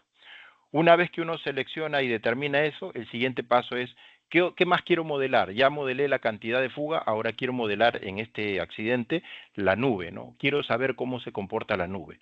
Y entonces uno ingresa acá y añade un modelo de dispersión. Pero aquí también tienes diferentes tipos de modelos de dispersión. Tenemos que seleccionar el que se acomode a nuestra necesidad. En este caso es de una nube inflamable, ¿no? Seleccionas esto y al ingresarlo también te genera una cantidad de información. Como este modelo está enlazado al anterior, hay información que ya está cargada. Del modelo de descarga captó información y le ingresó, pero hay otra información que la tiene que ingresar uno, ¿no? Y por eso está en blanco. Entonces aquí ya lo tengo ya lo tengo cargado, ¿no? Entonces uno puede, como les decía acá, uno puede, perdón un segundo, ya. Se puede, pues, llenar toda la información que solicita el programa, ¿no? También, en cuanto a el entorno, nos pide condiciones. Longitud de rugosidad se refiere al entorno por donde la nube va a circular. Es un ambiente abierto, plano, sin objetos, es un ambiente congestionado, nos da una serie de opciones en las cuales tenemos que seleccionar la que se asemeje a nuestro entorno. O sea, si estamos en la ciudad, si estamos en un ambiente industrial, si estamos en campo abierto, si estamos en el mar, etcétera, ¿no? Información adicional sobre las condiciones que se quieren que se modele, ¿ok? Y eso nos permite, pues, como les decía, determinar eventos perdón, un segundo, permítame por favor, acá está, ¿no? Y eso nos permite determinar, pues, condiciones que ayuden al modelo a establecer algo como esto, ¿no? Fíjense, acá en pantalla, ¿no? El modelo, una vez que se tiene todo listo, se le da en calcular y el modelo, en algunos segundos o minutos, dependiendo de qué tan complejo sea la modelación y qué tantos escenarios tenga cargados en el programa, te modela algo como esto, ¿no? Que es la nube. ¿Ven ustedes? Esta es una nube, ¿no? Con colores distintos porque cada color representa un nivel de concentración distinto. El rojo representa el límite superior de inflamabilidad, el naranja representa el límite inferior de inflamabilidad, el amarillo representa el 50% del límite inferior de inflamabilidad, el verde representa el 25% del límite inferior de inflamabilidad. De tal manera que uno incluso puede tener, por ejemplo, pues, es posible recrear el evento. Claro, aquí está acelerado para efectos académicos, está acelerado de la presentación, pero más o menos nos determina el comportamiento de la nube, ¿ok? Y eso junto con gráficas que nos permiten establecer, pues, por ejemplo, esta es una vista lateral, una vista de elevación de la nube. Nos permite establecer la altura que pudo alcanzar la nube en diferentes concentraciones. Cada curva representa una concentración distinta, un porcentaje distinto del límite inferior de inflamabilidad. El alcance, hasta dónde pudo llegar. Como ven acá, el programa nos indica que más o menos el 25% del límite inferior de inflamabilidad pudo llegar hasta los 50 metros y así, diferentes distancias, ¿no? Alturas, longitudes, y en vista de planta es esto, ¿no? La distribución, ¿ok? Pero no solamente nos interesa ver esta distribución, sino que también nos interesa ver, por ejemplo, las sobrepresiones que se pueden generar, ¿no? Aquí hubieron algunas viviendas, como lo veremos ahora, que tuvieron efecto de una deflagración, una sobrepresión, y entonces es importante establecer si eso se puede dar. Lo que hacemos es generar aquí un modelo se le llama receptor, donde nosotros le decimos, oye, al programa, ¿no? Por si acaso, aquí hay viviendas, ¿no? En esta zona, y aquí también hay viviendas en esta zona. A cada ambiente le damos cierta información, como por ejemplo, nos pide la altura del área de ese ambiente, nos pide la forma, esta forma que está acá se determina con el cursor, ¿no? Nos pide seleccionar, por ejemplo, una curva de explosión, y para seleccionar una curva de explosión lo que hacemos es irnos, por ejemplo, a este caso. Acá tenemos información en pantalla, donde podemos ver, por ejemplo, las condiciones del lugar, ¿no? Estas viviendas, se estima que la fuente de ignición, repito, podía ser una descarga electrostática, puede ser, o puede ser incluso en este caso, si mal no recuerdo, era una superficie caliente, ¿ok? ¿No? El grado de congestionamiento, ¿no? Qué tan congestionado estaba el ambiente, ¿no? Y cuando hablamos de grado de congestionamiento, normalmente hay congestionamiento alto y bajo, ¿ok? El congestionamiento alto es el que tiene más del 30% del volumen total ocupado por objetos, de forma tal que congestionan el ambiente, ¿no? Y menos de 30% es congestionamiento bajo, ¿no? Y también el grado de confinamiento. Si es un ambiente que tiene muros y techos, pues un alto confinamiento, ¿no? Si no, puede ser un bajo confinamiento, si es que solamente tiene techo, pero no tiene muros, por ejemplo, ¿no? Y si no tiene ningún tipo de protección lateral, es decir, no tiene ni muros ni techo, es un ambiente completamente abierto, pues simplemente no hay confinamiento, ¿no? Entonces, en función a esos parámetros, uno va seleccionando ¿no? Si es que la energía de ignición fue baja o alta, si es que el grado de obstrucción era alto o bajo, ¿no? En este caso era alto, ¿no? Y si es que el ambiente era confinado o no confinado. De tal manera que al hacer ese análisis uno determina, por ejemplo, en este caso, utilizando este método se llama de multienergía, ¿no? Uno determina la clase de explosión, que tenemos unas curvas que van entre 5 y 7, ¿ok? Si la curva de explosión es entre 5 y 7, donde los números más altos son los que te generan una mayor severidad de explosión, por conservadurismo seleccionamos el número 7 y ese número 7 es el que uno va a ingresar al programa, como vemos acá, ¿no? Ingresamos el número 7 y luego cuando estamos, una vez que hemos hecho lo mismo para las dos áreas congestionadas, que eran esta y esta, volvemos al programa y le decimos, pues ahí al programa le decimos, oye, quiero que consideres, ¿no? Esas áreas congestionadas en el paso de la nube y quiero que me digas si es que puede haber o no explosión. Le damos aquí a calcular y una vez que calcula nos sale información como esta, ¿no? Donde esto, como ven ustedes, lo que hace el programa es superponer el límite inferior de inflamabilidad, la nube, sobre las áreas congestionadas y simular una explosión, en ese caso y en este caso, ¿no? Las curvas que ven acá con colores distintos son por niveles de sobrepresión, ¿ok? Donde la curva color magenta, por ejemplo, es la que muestra un nivel de sobrepresión con grado de destrucción. Ese tipo de información, por ejemplo, en una investigación de un accidente, nos permite poder ver, analizar, lo vamos a ver acá, ¿no? Lo vemos aquí, miren, la imagen que está al centro, si logran ver mi pantalla, ¿no? La imagen que está al centro es una toma fotográfica, aquí se ve el camión y se ven los efectos, si ven ustedes, del evento, ¿no? Eso lo estamos comparando, por ejemplo, miren, con las simulaciones. ¿Cómo vas? ¿Bien? Con las simulaciones, ¿no? Hay un ruido de fondo, por favor, si pueden apagar sus micrófonos, ¿no? Y de esta manera podemos, repito, comparar en caso de un accidente, comparar y obtener muy buena información al respecto sobre los niveles de sobrepresión que se alcanzaron. En el caso de la formación de la nube, como ven acá, nos permite ver, por ejemplo, ¿no? El alcance de la nube con los diferentes niveles de concentración en los límites de inflamabilidad, ¿no? Esto que, bueno, en este ejercicio lo he hecho solamente para efectos de un accidente, en realidad puede ser más enriquecedor cuando uno lo utiliza en su planta, ¿no? En su instalación. Yo quiero evaluar los posibles accidentes, predecir los accidentes dentro de mi planta, dentro de mi instalación. El uso de estas herramientas nos permiten hacer eso, ¿no? Como bien decían al inicio, predecir y prevenir un evento es mucho mejor que mitigarlo, ¿no? Es mucho mejor, ¿no? Entonces, usar este tipo de herramientas es muy importante para poder prevenir los accidentes, ¿no? Sea como este que fue en la calle o sea en una instalación como en una planta o cualquier otra instalación donde se maneje GLP en este caso, ¿no? Entonces, eh, lo más importante que me gustaría que se lleven de esta presentación.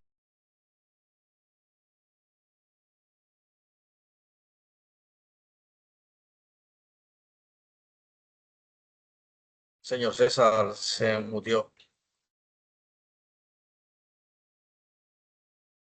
Discúlpeme. Ya, ahora sí, ¿no? Ok. Les decía que lo más importante que espero que se lleven de esta presentación, más allá de las aplicaciones que les acabo de mostrar, que son solo algunas, ¿ah?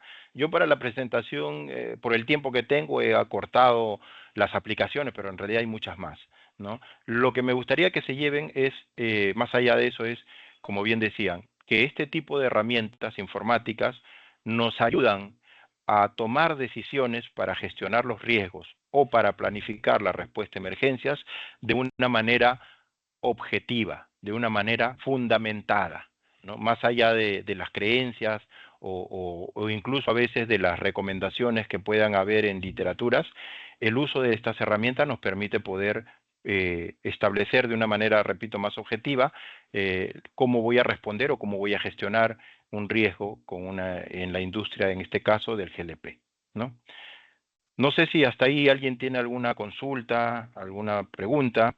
Eh, por mi parte estoy abierto a poder contestar cualquier duda que tenga. Gracias.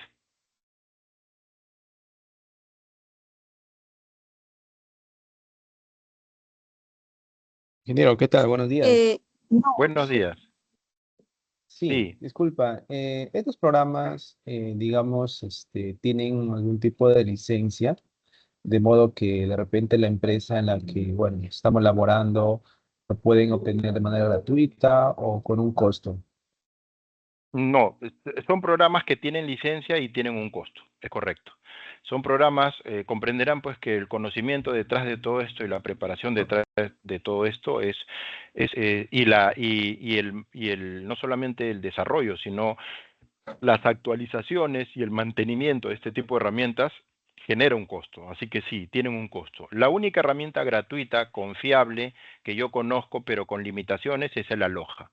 El Aloha, como les digo, es una herramienta que es gratuita, la encuentran en Internet, es confiable, pero tiene bastantes limitaciones y más que nada se utiliza para planificación de respuestas, ¿no? Pero sí, el resto de herramientas son licenciadas y son con un pago previo. Es correcto.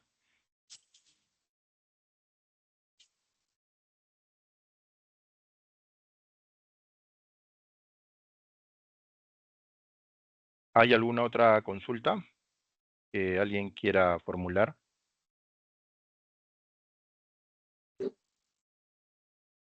César, Sí, adelante. gracias. Mi nombre es Germán Torres de Codegas. Eh, Muy bonita la presentación y muy esclarecedora, pero ojalá mi pregunta no resulte ofensiva No, con tanta modelación y tantas simulaciones. ¿Por qué no se tiene certeza de la fuente de ignición? ah, muy buen punto, claro. Sí, es muy buena pregunta. Lo que pasa es que este tipo de herramientas se enfocan sobre todo en las consecuencias, como les decía, ¿no? Está fundamentalmente enfocada en las consecuencias. No considera, lo que considera sí es el tipo de ignición, pero no considera la ubicación, por ejemplo, de la fuente de ignición. Correcto. Sí, ujú, el programa que sí puede hasta cierto punto, tampoco es que sea en su totalidad, pero hasta cierto punto, el único programa que puede considerar la ubicación de la fuente de ignición son los programas basados en dinámica de fluidos computacional, ¿no? Esos programas sí nos permiten en las modelaciones poder ubicar, claro, el programa no te determina, no predice dónde está la fuente de ignición, pero lo que uno hace en esos casos, en esos programas es prueba y error, ¿no? O sea, simulas con la fuente de ignición en un punto, luego cambias y haces otra modelación con la fuente de ignición en otro lugar y así, y mediante prueba y error y los resultados y los efectos del evento te permite hasta cierto punto, repito, poder contrastar y decir, entonces la fuente de ignición estuvo ubicada en este sitio, sobre todo en casos de accidentes, ¿no? En casos de accidentes y en casos de eventos que todavía no ocurren. Claro, si uno ya sabe dónde están las potenciales fuentes de ignición, dónde tengo superficies calientes, dónde tengo, por ejemplo, lugares donde se puede provocar una descarga electrostática o dónde tengo lugares donde hay chispas, etcétera, en esos casos sí, pues, ¿no? En una modelación basada en dinámica de fluidos computacional, uno sí puede ubicar la fuente de ignición en el lugar correcto. Ese tipo de programas sí te permite, repito, hasta cierto punto, ubicar y considerar la ubicación de la fuente de ignición, ¿no? Sí, adelante, creo que alguien más está levantando la mano. Perdón. Iris, adelante Iris.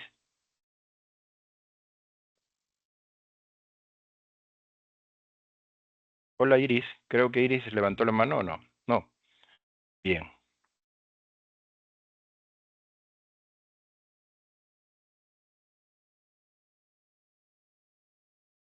John, sí, adelante John. ¿Cómo estás? Eh, Muy bien, muchas gracias. Muy buenos días. Mi pregunta Buenos días. sería, con respecto al tema de la aplicabilidad de la normatividad, de las normas, Ujú. ahí se van a contemplar también, o sea, las normas específicas por ejemplo, aquí en Colombia, o, o solo son las internacionales, o está, digamos, en conjunto todo.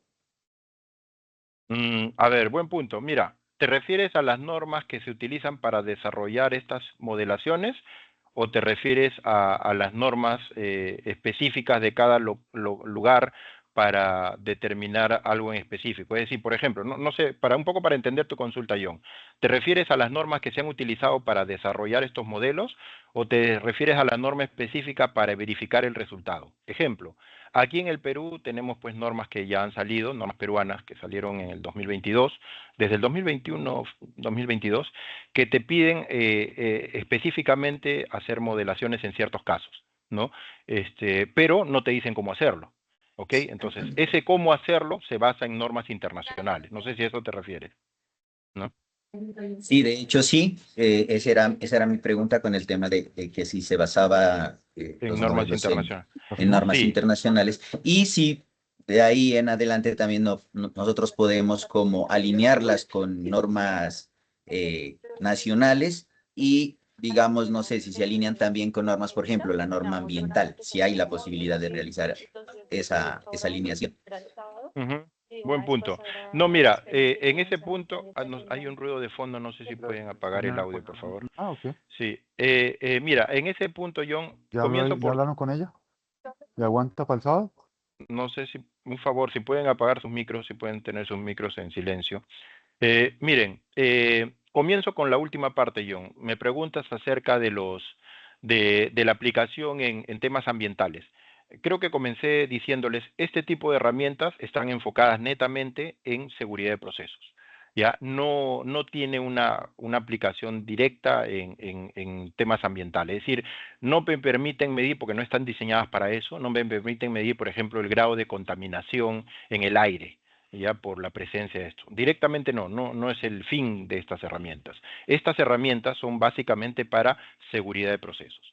Desde el punto de vista de la normativa que también me estabas comentando, en el caso de la normativa, lo comienzo diciendo lo que estos programas, al menos los que yo les acabo de mostrar, están basados en principio a partir de una bibliografía, no sé si muchos de ustedes conocerán o no, que se llama los famosos libros de colores. Allá por en la década de los 80, hubo una institución que hasta ahora existe, que se llama TNO, de Holanda, en los Países Bajos. Esta institución fue la pionera en desarrollar todas las teorías iniciales, que ya posteriormente han evolucionado, pero todas las teorías iniciales sobre estos modelos de incendio, modelos de explosión, modelos de dispersión, por la década de los 80, ¿no? Esos modelos fueron plasmados en 4 libros muy conocidos que se llaman libros de colores: el libro amarillo, el libro verde, el libro púrpura y el libro rojo. ¿Ok? Esos libros son los que sustentan esa bibliografía. Cada libro tiene 500, 700 páginas. Esos libros son los que sustentan la teoría detrás de todos estos programas, ¿ya? No solamente del FX, que es el que le he mostrado hoy día, también del FAS. Claro, posteriormente estos programas han evolucionado porque esos libros se mantuvieron vigentes hasta la década de los 90 más o menos, o un poquito más, y posteriormente se dejaron de actualizar. Pero las empresas que desarrollan estos programas han ido con el tiempo actualizando y mejorando cada vez más esos modelos para poder utilizarlos hoy en día. Eso es la teoría detrás de todo lo que hemos visto. Y en cuanto a la aplicación, sí, o sea, los programas son versátiles que te permiten aplicarlos porque normalmente las normativas locales no te dicen qué modelo utilizar, lo que te dicen se enfocan más en el resultado, ¿no? Te dice una norma que te dice, ¿sabes qué? Yo quiero que utilices un programa de modelación basado en referencias confiables y que me determines cuál es el alcance, por ejemplo, ¿no?, de 5 kilowatts por metro cuadrado en caso de un incendio. ¿Cuál es el alcance de 10 kilowatts por metro cuadrado? ¿Cuál es el alcance de 35 kilowatts por metro cuadrado? Porque para mí esas son las áreas donde hay mayor riesgo por destrucción total, por daños graves o simplemente por quemaduras a las personas, ¿no? Entonces, las normativas locales de nuestros países normalmente se enfocan en temas así, ¿no? En los efectos, no en la teoría detrás. Entonces, estos programas son versátiles porque te permiten poder configurarlos y decir, yo quiero medir 10, quiero medir 5, quiero medir 7 o el valor que tú quieras, ¿no? Y de esa manera poder satisfacer y cumplir, si fuera el caso, con la normativa local, ¿no? Así es como normalmente se manejan estos programas, ¿ya? Muchas gracias. No, a ti, gracias. ¿Alguien más que quiera hacer alguna consulta? Sí, Jorge, ¿cómo estás? Jorge Alberto, ¿no? Hola, ¿Qué sí, tal? buenos días. Buenos días. Quisiera saber cuáles serían las limitaciones o los limitantes y de hecho la incertidumbre a la hora de generar este tipo de modelación para la interpretación de resultados. Buen punto, Jorge, claro. Yo comencé diciéndoles que estos programas son para estimaciones, ¿no? Lo que dice Jorge es correcto. O sea, el programa los programas, cualquier programa, no te va a modelar exactamente lo que podría ocurrir de manera real, ¿no? ¿Y eso por qué? Eso fundamentalmente es por lo que nosotros conocemos como las condiciones, ¿cómo le llaman? La naturaleza, hay un ruido de fondo, por favor, si pueden mantener sus micros apagados, por la naturaleza, entre otras razones, por la naturaleza estocástica de la atmósfera. ¿Qué significa? Por ejemplo, si modelamos una nube, la dispersión de una nube, nosotros la tenemos que modelar con una velocidad de viento, con una dirección de viento, ¿no es cierto? Por ejemplo, ¿no? Con una clase de estabilidad, con una clase de estabilidad atmosférica me refiero, ¿no? Con una humedad relativa, con una temperatura ambiental, etcétera. Lo modelamos así. Pero todos sabemos que esas condiciones meteorológicas pueden variar de manera drástica en el tiempo, ¿no? Es decir, yo puedo pararme en una planta y a las 9 de la mañana tengo unas condiciones meteorológicas. A las 9:05 puede que haya cambiado algún parámetro. A las 9:10 cambiaron 2 o 3 parámetros. A las 10 de la mañana ya cambiaron los parámetros. La velocidad del viento bajó o subió, la dirección del viento ya no es sur, ahora es sureste, la humedad relativa ya no es 90%, bajó a 85%. Entonces, ese cambio, esa naturaleza cambiante de la atmósfera es una de las razones principales por la cual los programas nunca van a predecir de manera exacta lo que ocurre en la realidad. ¿Ok? Lo importante es que, y para eso se hacen los ensayos reales, es que la variación entre los resultados y el evento real sea la menor posible, ¿no? No te podría decir un valor exacto como para decirte, oye, mira, un porcentaje X, este es el porcentaje porque, repito, va a depender de todo eso que les he explicado, ¿ya? Pero una respuesta así muy rápida y muy de dedo en base a la experiencia.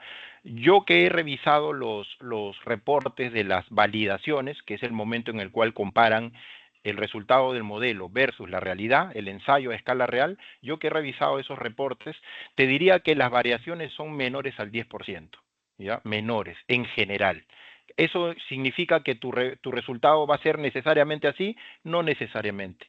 ¿Ya? Por la naturaleza estocástica de la atmósfera, que es lo que les he comentado, ¿ya? Pero más o menos están en ese orden, ¿no? Entonces, hay que tener cuidado, sí, con las modelaciones, ¿no? De hecho, aprovecho para hacer un comentario más. El objetivo de estos programas es complementar la normativa, en ningún caso es sustituirla, ¿no? ¿A qué me refiero? Me refiero a que, por ejemplo, si la norma me dice que la distancia mínima de separación entre un equipo y una oficina es 20 metros, por decir algo, ¿no? Por efectos de la radiación térmica que puede generar el incendio, pero yo me pregunto, oye, pero la norma 20 metros, ¿en qué caso? No, en cualquier caso. ¿Y qué pasa si en mi planta la velocidad del viento es de 2 metros por segundo? ¿Qué dice la norma? La norma dice 20 metros. ¿Y qué pasa si en mi otra planta la velocidad del viento es de 5 metros por segundo? ¿Qué dice la norma? No, la norma dice 20 metros, no dice velocidad de viento. Entonces, una forma de complementar, no reemplazar la norma es con este tipo de programas, porque yo puedo modelar con diferentes condiciones ambientales, en este caso la del viento. Entonces, si yo modelo con el programa, modelo, y resulta que el programa me dice, oye, la distancia segura no es 20 metros, es 25 metros. ¿Por qué? Porque aquí en este lugar la velocidad del viento es de 5 metros por segundo y las condiciones son estas. Entonces, es mejor irse a los 25 metros y no quedarte en los 20 que te pide la norma, ¿no? Entonces, para eso se utiliza este tipo de programas, no para reemplazar la norma, ojo, porque lo digo, a pesar de que nadie me lo ha preguntado, se lo digo porque ya he tenido consultas en otros casos donde me hacen esa pregunta. No, el objetivo de estos programas no es reemplazar la norma, es complementarla, ¿ok? Sí, adelante. ¿Alguien más creo que quería consultar?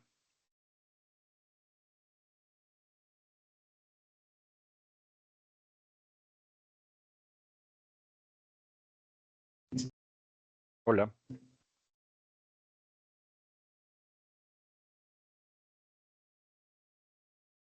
Bien. No sé si alguien más tiene alguna consulta o alguna duda. Ingeniero, ¿qué tal? Sí. Buenos días. Le saluda Stalin. Sí, mira, nosotros hicimos la evaluación de estudio de riesgo y veo que estas simulaciones también están acompañadas con los árboles de eventos, en la cual se determina cada situación y en base a eso se ve si se va a simular o no una determinada consecuencia, ¿no? Correcto, así es.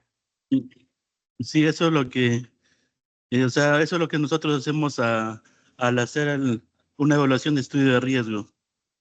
Es correcto, qué bueno que lo comente. Sí, en efecto, el uso del árbol de eventos, que justo lo muestro aquí en pantalla, el uso del árbol de eventos, por cierto, si bien la literatura nos dice que el árbol de eventos se utiliza también para fines de cálculos de probabilidades, ¿no? Yo puedo utilizar el árbol de eventos para calcular probabilidades, ¿no? Y frecuencias, ¿no? Partiendo de una frecuencia de evento iniciador y asignando probabilidades en cuanto a fuga continua instantánea, en cuanto a si hay probabilidad de que haya ignición directa o que haya ignición retardada, etcétera.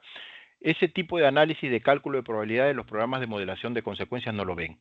Los programas como estos en lo que se enfocan del árbol de eventos es en los resultados. ¿Ok? En los resultados. Y como bien dice, los árboles de eventos varían dependiendo de la sustancia también. No es, el árbol de eventos para el GLP no es el mismo árbol de eventos, por ejemplo, que para la gasolina, ¿no? ¿Por qué? Porque la gasolina pues es un líquido inflamable. Esto es un gas licuado presurizado, el GLP, ¿no? Entonces los árboles de evento en principio varían dependiendo del tipo de sustancia que vamos a analizar. Y varían también, como ven ustedes, dependiendo de las condiciones, dependiendo del tipo de falla, si es continua, instantánea, etcétera. Entonces, lo importante de los árboles de evento para efecto de la modelación de consecuencias y el uso de estos programas es simplemente para predecir los accidentes que se pueden generar a partir de un evento de pérdida de contención, más no para calcular probabilidades ni frecuencias. Desde el punto de estos modelos, repito. En análisis de riesgo, como bien acaba de comentar nuestro colega, sí, en análisis de riesgo uno tiene que complementar todo esto con probabilidades y con frecuencia, ¿no? Eso es cierto. Sí, adelante.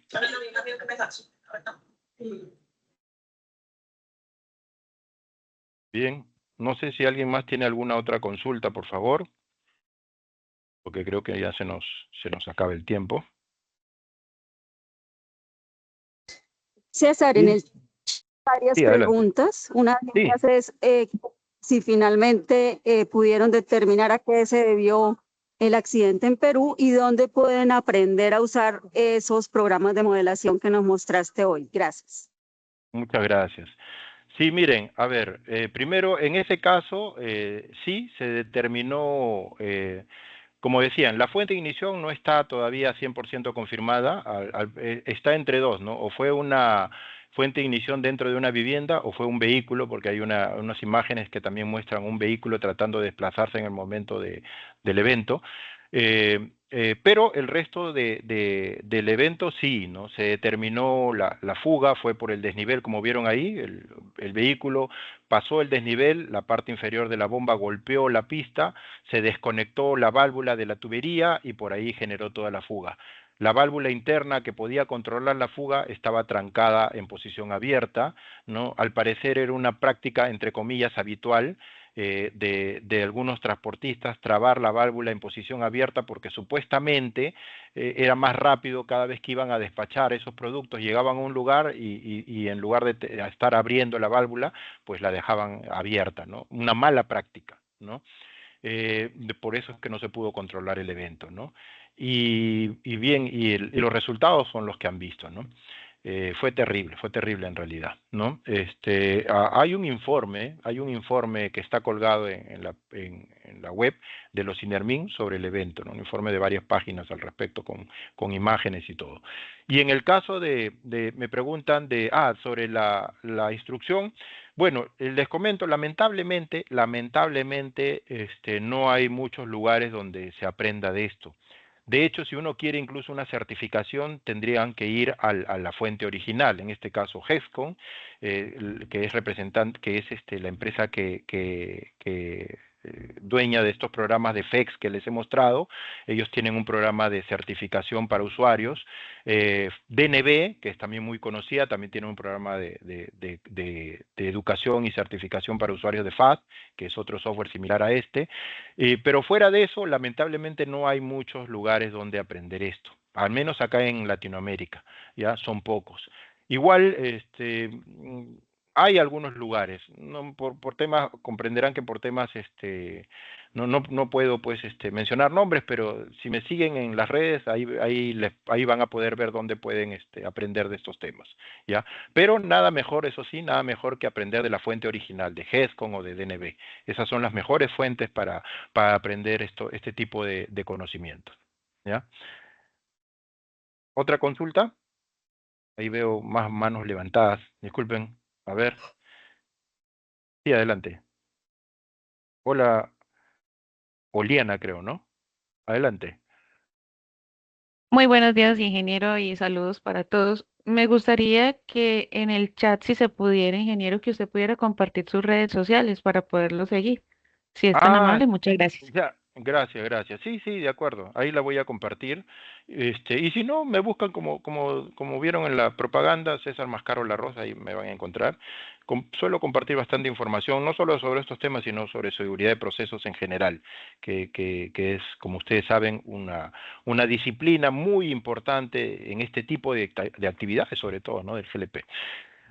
¿Alguien más, por favor? Si tiene alguna duda o consulta. Sí, César, tenemos una pregunta en el chat. Los sistemas de protección contra incendios con aspersión de agua son los más utilizados y recomendados. Sin embargo, en el mercado se puede obtener pintura ignífuga. ¿Conoce si es efectivo su uso con esta alternativa o simplemente buscan aislar la fuente de ignición sin lograr protección de edificaciones? Buen punto. Mire, el uso de recubrimientos ignífugos, yo le llamo recubrimiento porque la pintura es un tipo, no es el único, ¿no? También hay otros materiales que se usan para protección ignífuga, ¿no?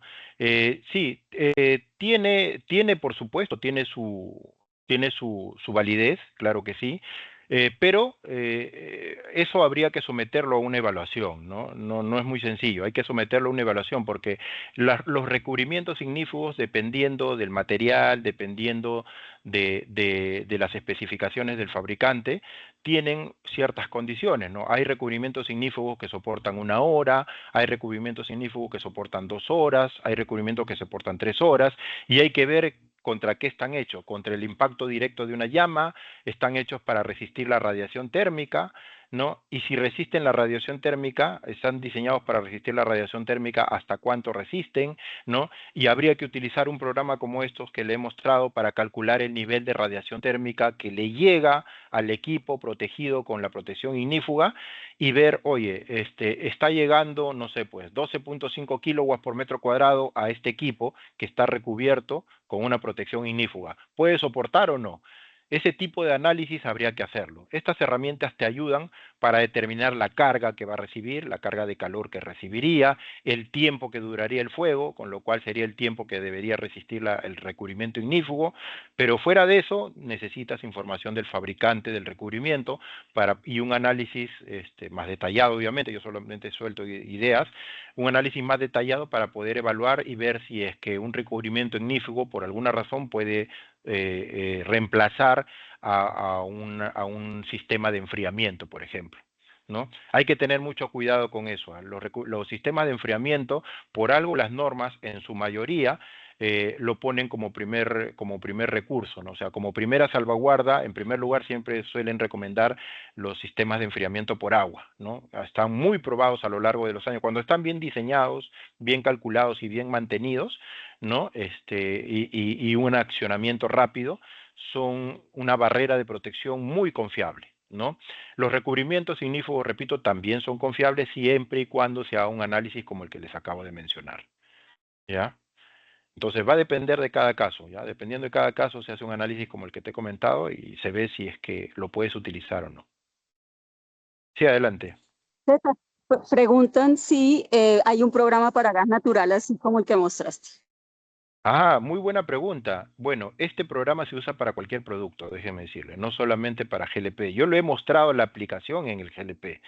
Estos programas, no solo este que le he mostrado, cualquier otro programa que funciona de manera similar, estos programas tienen una base de datos que ya viene con ellos de 2.200 sustancias, ¿ya? Es una base de datos de la DIPER. La DIPER es una sección de la AICHE de los Estados Unidos que tiene una bibliografía de más de 2.200 sustancias. En estos programas vienen esas 2.200 sustancias. Entonces, ahí van a encontrar de todo, incluso diésel, gasolina, gas natural o sus componentes originales, ¿no? En el caso del gas natural, por ejemplo, metano, ¿no? Metano, etano, etcétera, ¿no?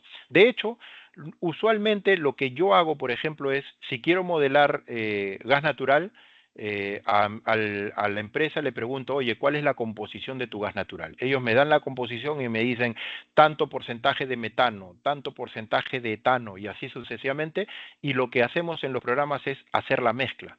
Yo le digo al programa, oye, genérame un producto llamado gas natural de Juancito, ¿no? Que tiene, no sé, pues 60% de metano, tanto por ciento de etano y así, ¿no? O le digo, genérame un GLP, el GLP de Pedrito, que tiene 60% de propano y 40% de butano.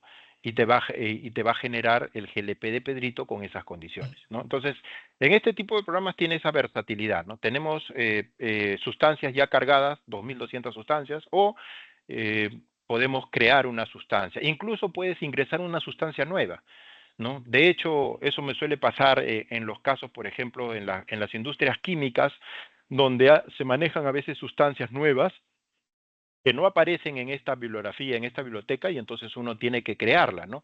Claro, para crear una sustancia en un programa como esto vas a necesitar una gran cantidad de información, ¿no? Bastante información, rangos de inflamabilidad, puntos de inflamación, temperatura de autoignición, capacidad calorífica, ¿no? Etcétera, etcétera. Una gran cantidad de densidad, una gran cantidad de información y eso hay que cargarlo, pero hasta eso se puede hacer, crear una sustancia nueva, ¿no?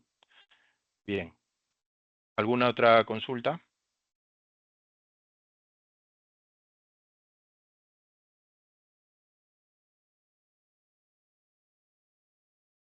Tengo una consulta. Sí, adelante.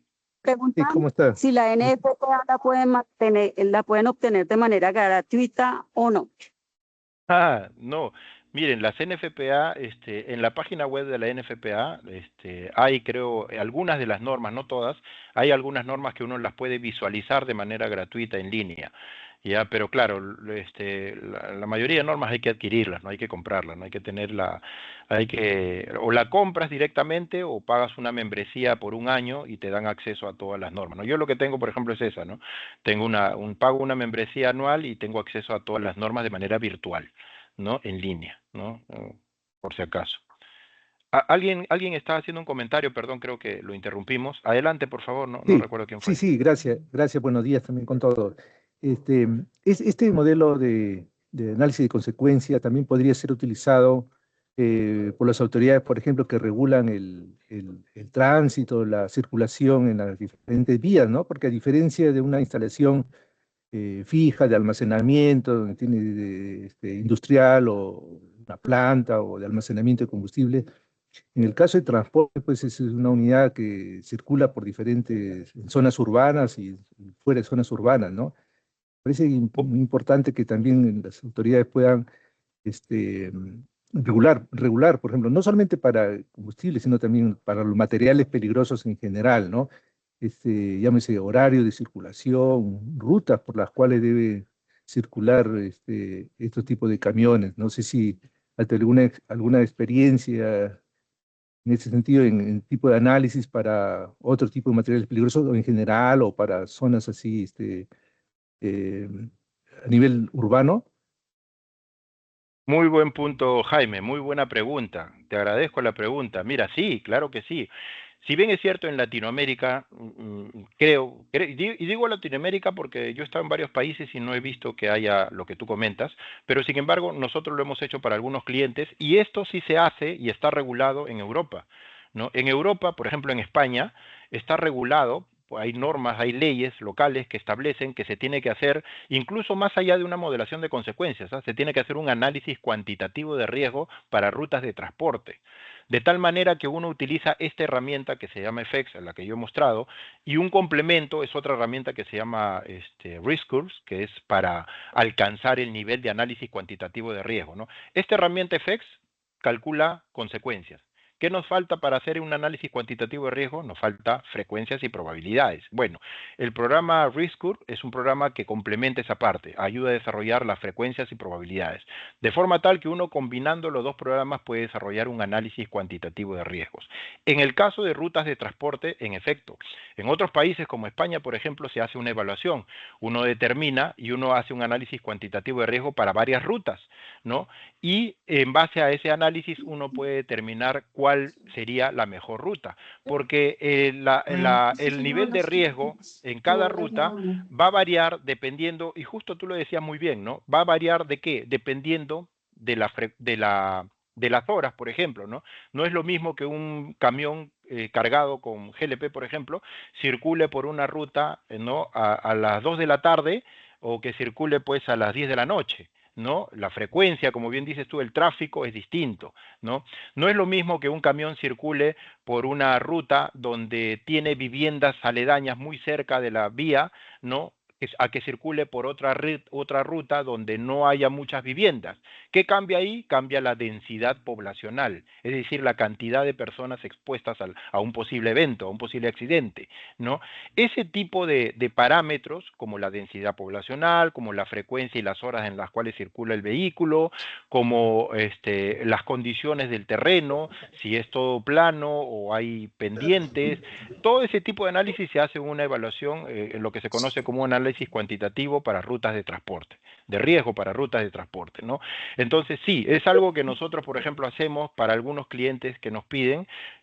No está reglamentado en el Perú, creo que en Latinoamérica no lo está, me corrigen si estoy equivocado, me parece que a ese nivel me refiero, ¿no? Un análisis de riesgos con ese nivel de detalle en Latinoamérica para rutas de transporte me parece que no está reglamentado, como sí lo está en Europa sí está en casi toda Europa está reglamentado, ¿no? Entonces sí, agradezco tu pregunta, Jaime, porque sí, eso existe, se hace, y espero algún día convencer a la autoridad aquí en el Perú para que se haga algo así, ¿no? Se exija algo así, porque ya hemos visto lo que pasó con ese accidente. Lo que hemos visto ahora en lo que les he mostrado es el peor caso que tuvimos acá en el Perú hace como 5 años más o menos, pero han habido otros que felizmente no llegaron a generar un impacto como ese. Sin embargo, es importante tener una herramienta así, ¿no? Gracias por la pregunta, Jaime. Bien, un favor, no sé si pueden poner en silencio sus audios, por favor. Gracias. Bien. ¿Alguien más que quiera hacer alguna consulta? ¿Ya está? Ingeniero, disculpe. A ver. Buen día, ingeniero. Mencionó programas varios durante la presentación. ¿Usted cuál considera que sería el más óptimo, el más completo para poder realizar el estudio de riesgo? Buena pregunta. Mira, en realidad no es que haya uno que sea el más adecuado, el más óptimo. Hay varios programas que son buenos, ¿ya? Si me preguntas por mi experiencia personal, yo he tenido la experiencia de utilizar las dos fuentes que en el mundo son las más importantes. La de DNB o DNV, como le llaman algunos, y la de GESCO, ¿no? DNB tiene dos programas que se llama FAST y SAFETI. Y GESCON tiene dos programas que se llama FX, que es el que le he mostrado hoy día, y Risk Curve, ¿no? Ambos son muy buenos, son muy, muy buenos, ¿no? Entonces, y que a mí me consta que son verificados y validados en ambos casos. Por ese motivo es que cuando alguien me pregunta como tú, ¿qué recomiendo yo? Yo recomendaría usar alguna de esas fuentes, ¿ya? Otra fuente no es que no se pueda usar, por supuesto que se puede usar, pero yo lo que sí les diría o les recomendaría es que se aseguren de que esos programas sean verificados y sobre todo validados. Nunca se olviden de eso, validados. Pocos son validados, Yo les dije ya, menos del 10% creo de los programas que hay en el mundo son validados. La mayoría son verificados.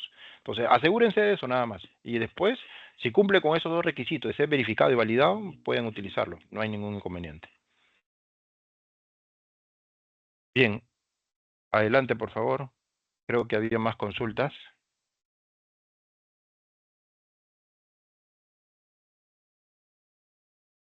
Don Jairo levantó la mano.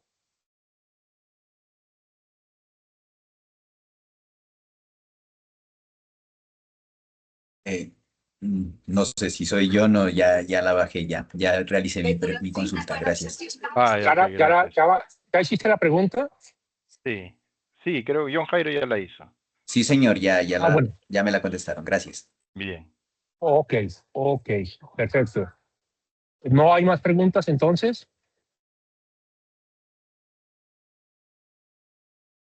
Doctor César, entonces terminamos.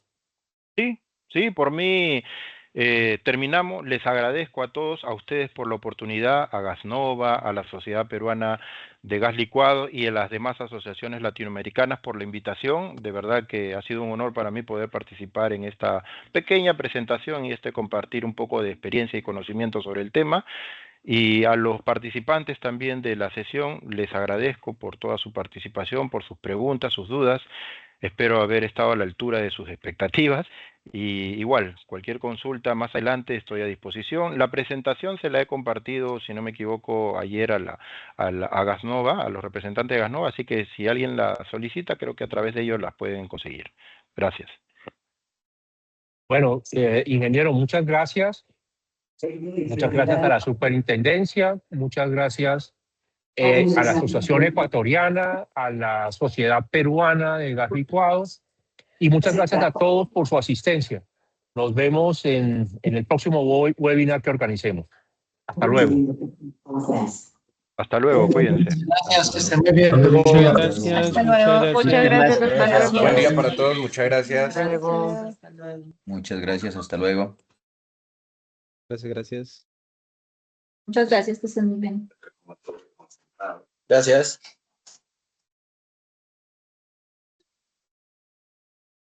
Continuamos con el proceso de